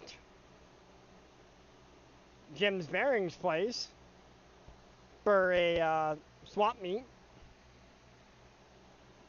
and getting some stuff taken care of, wheeling and dealing, getting rid of some of all my Spectrum stuff, because I'm getting rid of Spectrum, not running that stuff anymore. I'm not a big fan of the slow response time of the radios and just the expensiveness of everything. There.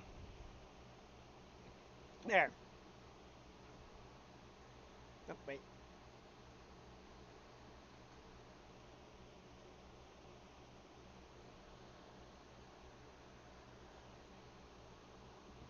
There, Eric. And the Carbon Cub was bought for my dad to teach him how to fly. Because I bought him the C-130, but we have yet to mate in it from 2020. That was his birthday present from me and my sisters. And then of course my, Turbo Timber, which is in pieces in my garage.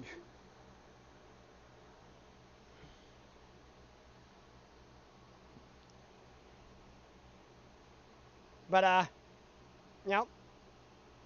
stepped that out there at Edgewater with Joshua from Flight Test.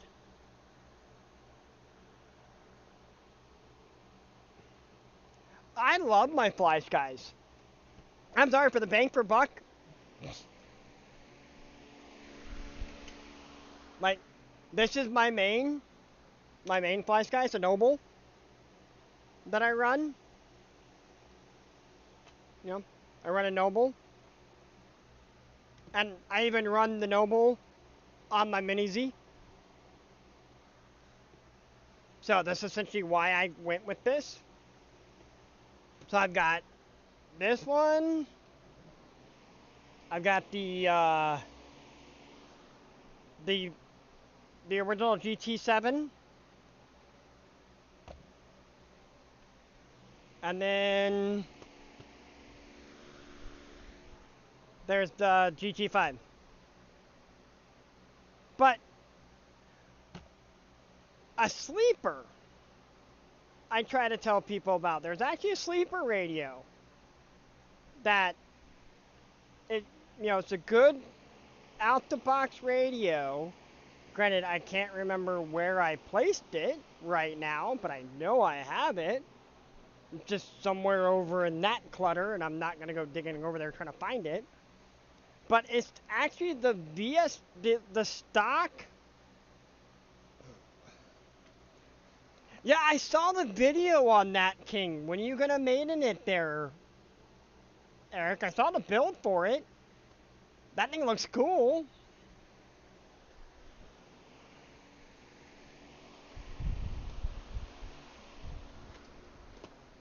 But yeah, I'm essentially only keeping my Spectrum, Bill, or I'm sorry, Eric, I forgot Bill already took off, is, I'll keep my DX8 for flying, just because most of the airplanes we buy, if we buy an E-Flight or whatever, it's bind and fly with a Spectrum flight radio.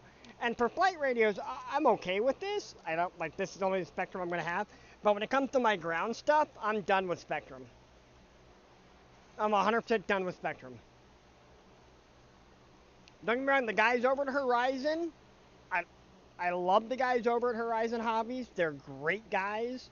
Been doing a lot of business with them over the years. And hanging out with them at RC events and stuff like that. But I'm sorry, they're dropping the ball on their system. Yeah, I'm a little pissed off at myself because I jumped the, essentially, jumped the shark or whatever you want to call it. I forgot exactly the term with the shark thing. But I bought the DX8 literally a month before they released the NX line.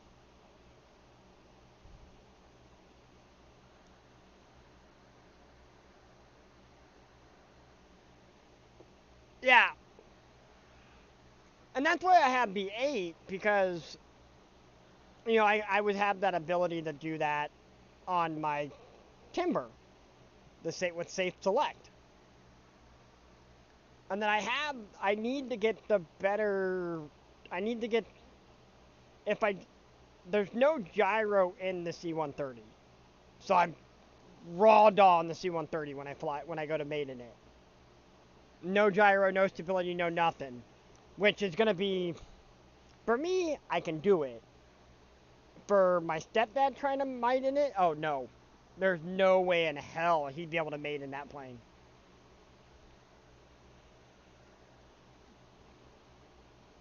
But, yeah. For flight radio, I might go ahead with the NX10. That's the one I'd go for if I'm going to spend the money and buy one. Let's see. What's the going cost?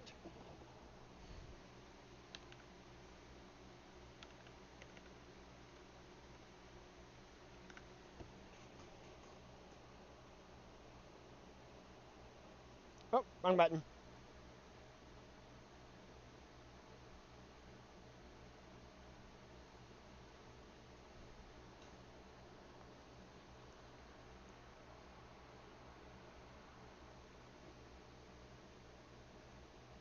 Okay, it's not too bad.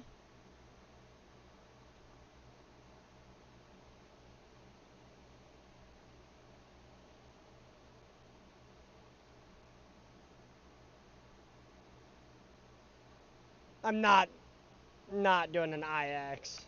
Oh God, no.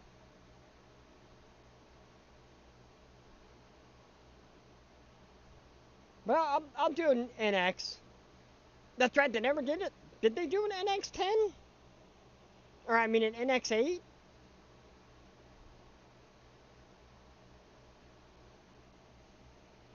I could have swore they were doing an NX. They did it in. Oh, there it is. But yeah, I'll probably end up going. That's crazy. $150 for 2 extra channels, in a sense. I kind of think that's asinine.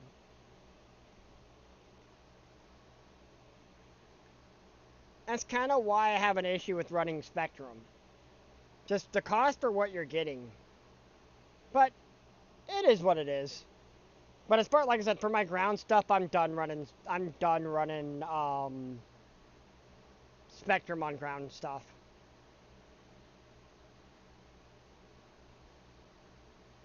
Let's see. Boom.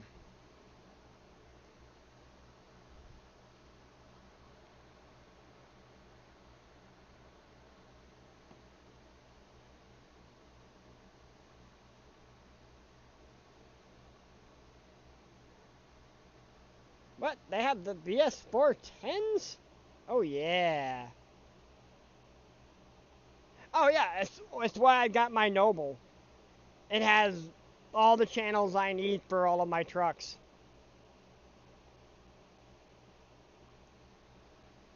Yeah, I'm gonna have to see if I can find one secondhand or something like that when I've got some extra money laying around.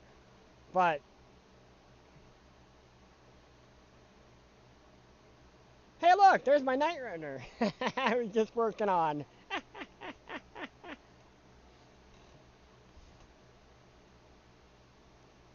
But this is what I started with, Richard, or not started the crawler hobby with, but that thing is a great performance truck right there.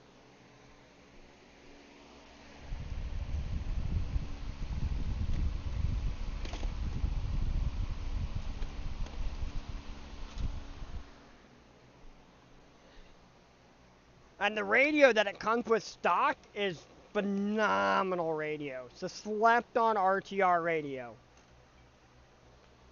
It's slept on. But we're gonna switch back to the main screen here. Main view. So my VS410. Of course, it's got the Holmes Hobby Crawlmaster ESE, and you can kinda see it tucked in there, kinda. But there's a revolver in there. Oh, you see it better on this side. What the hell am I thinking? Which is weird that you can see it better on that side. But can't figure it out. There we go. But yeah, there's the motor I run in this thing. And the funny thing about this truck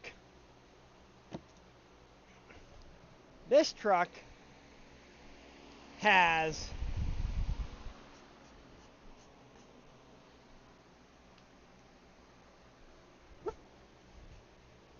doing a 69 GMC K20 body on it. And I have a bed too. I have the bed for it too back there.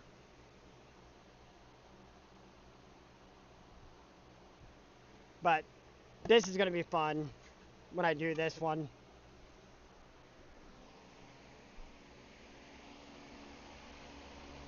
But I'm waiting.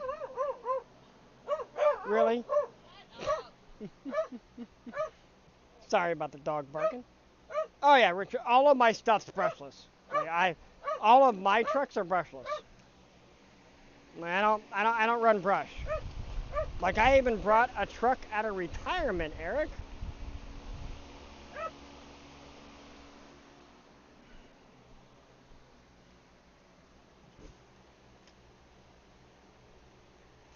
I decided to put the twin hammers back together. But unfortunately, it's running a castle system. Because I'm out of Holmes Hobby stuff at the moment. So I gotta make another purchase of some ESCs and motors. I think this one might get a Puller Pro for the motor in it. But I'm slowly putting this thing back together. But I gotta go down to my local hobby shop and pick up hardware for it. Because I'm out of hardware. Because they used M2.5 hardware. Or M2.5 hardware on it instead of M3 hardware when it comes to the cage work on it. And I kind of need to put the cage back together on it so I can make the body for it. I haven't decided if I'm going to do similar to what I did for the four-wheel steer Wraith that I built, where I just take an existing body and hack it apart and put it on there, or if I'm going to go back to how I originally had the truck built with metal panels.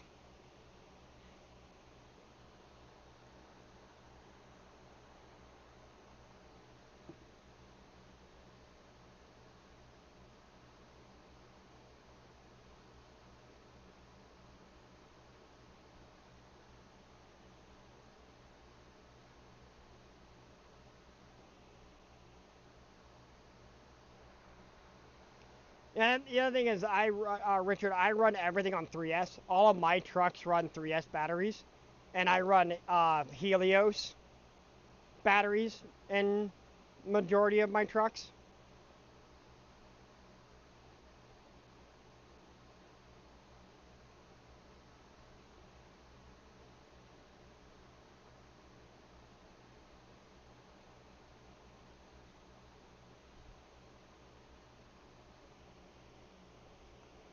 But when I ran this last,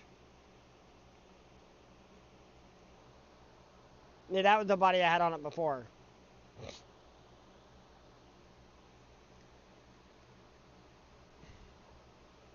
But I run it on 4.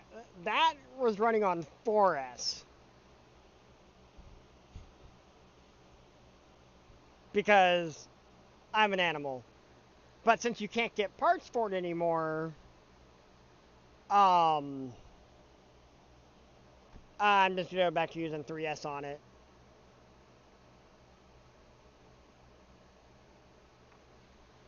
But it was running a Novak.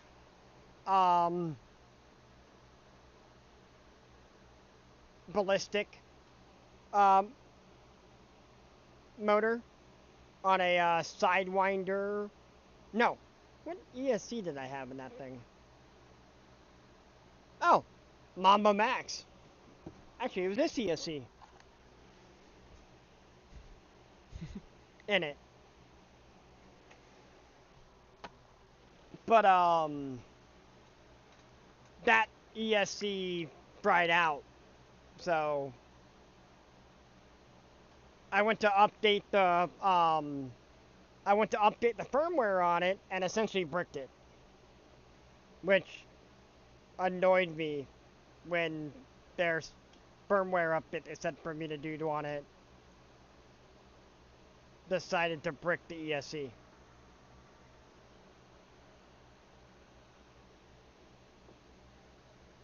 So it's a glorified paperweight now.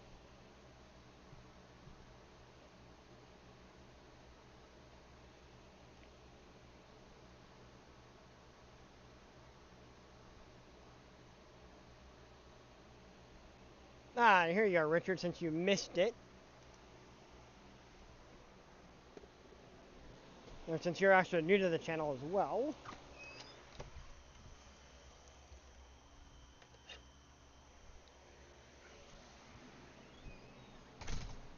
My 8-year-old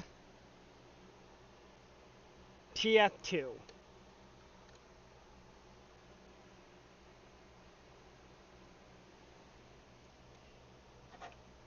And again,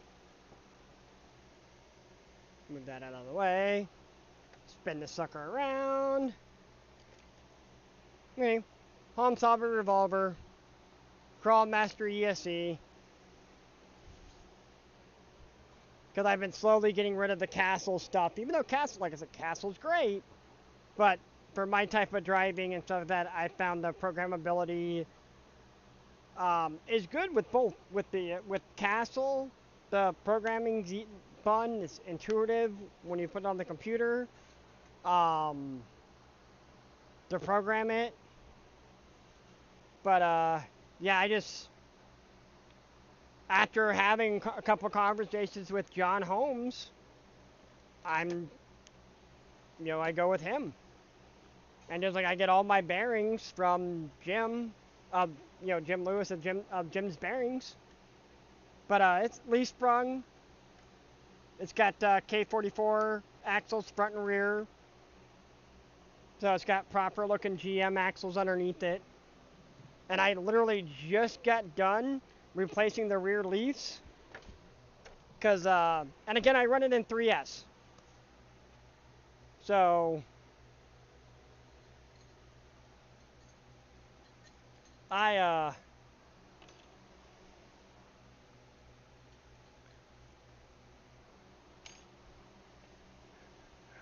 broke the leaf springs.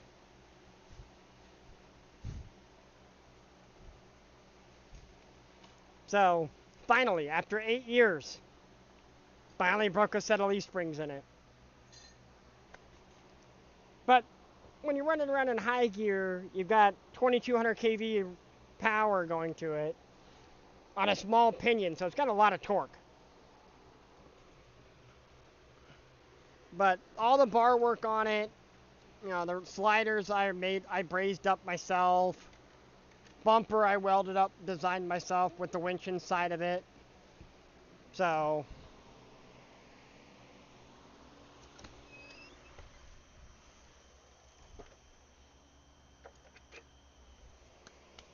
since it's all dirty still, I keep it out. It sits outside on my porch. Because it's not clean like this sucker. And why is that on there?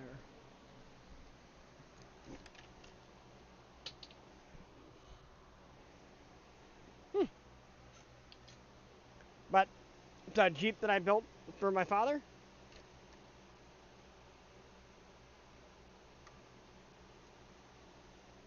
Oh yeah, when I snapped the rear leaf, I was trying to climb a grade about that steep, and I had to bump it a few times, and then I let it roll back a little bit and just gave it everything.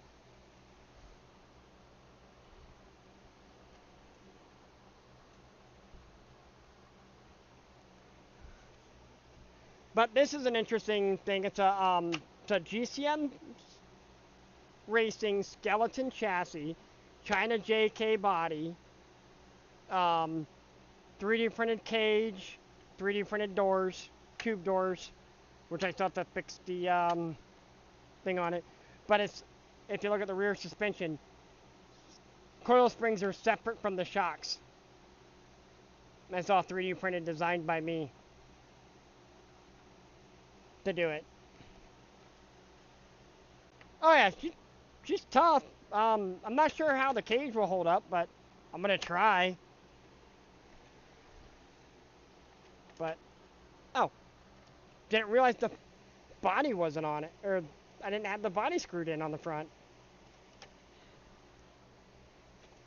Yeah, pull the rear bumper, pop the body off.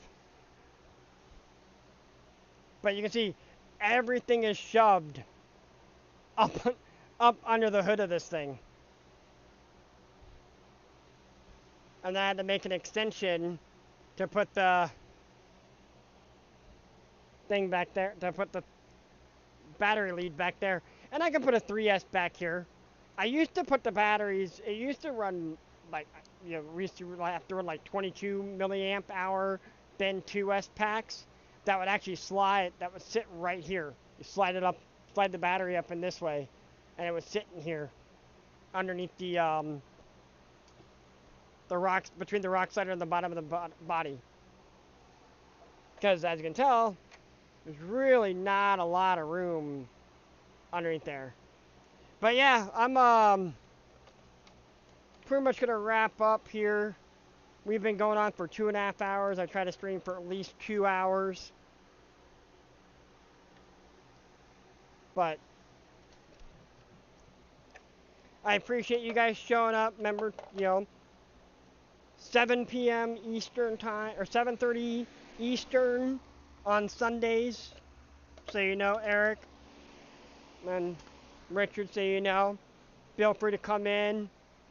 The more active my chat is, the more, with conversations, the more I'm active engaging with you guys.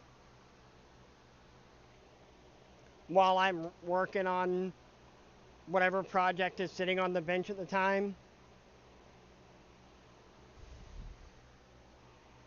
So, thank you guys for showing up and hanging out. And catch you guys next week. I know I'll be over on Bill's stream tomorrow night, flying. Well, if I remember to fire up the computer and fire up Real Flight, depending on if he's on a place that I can fly, because I just have Real Flight 9.5. I haven't not spending another $200 on the Real Flight Evo. But you guys have a good night. Enjoy yourselves. I'm out.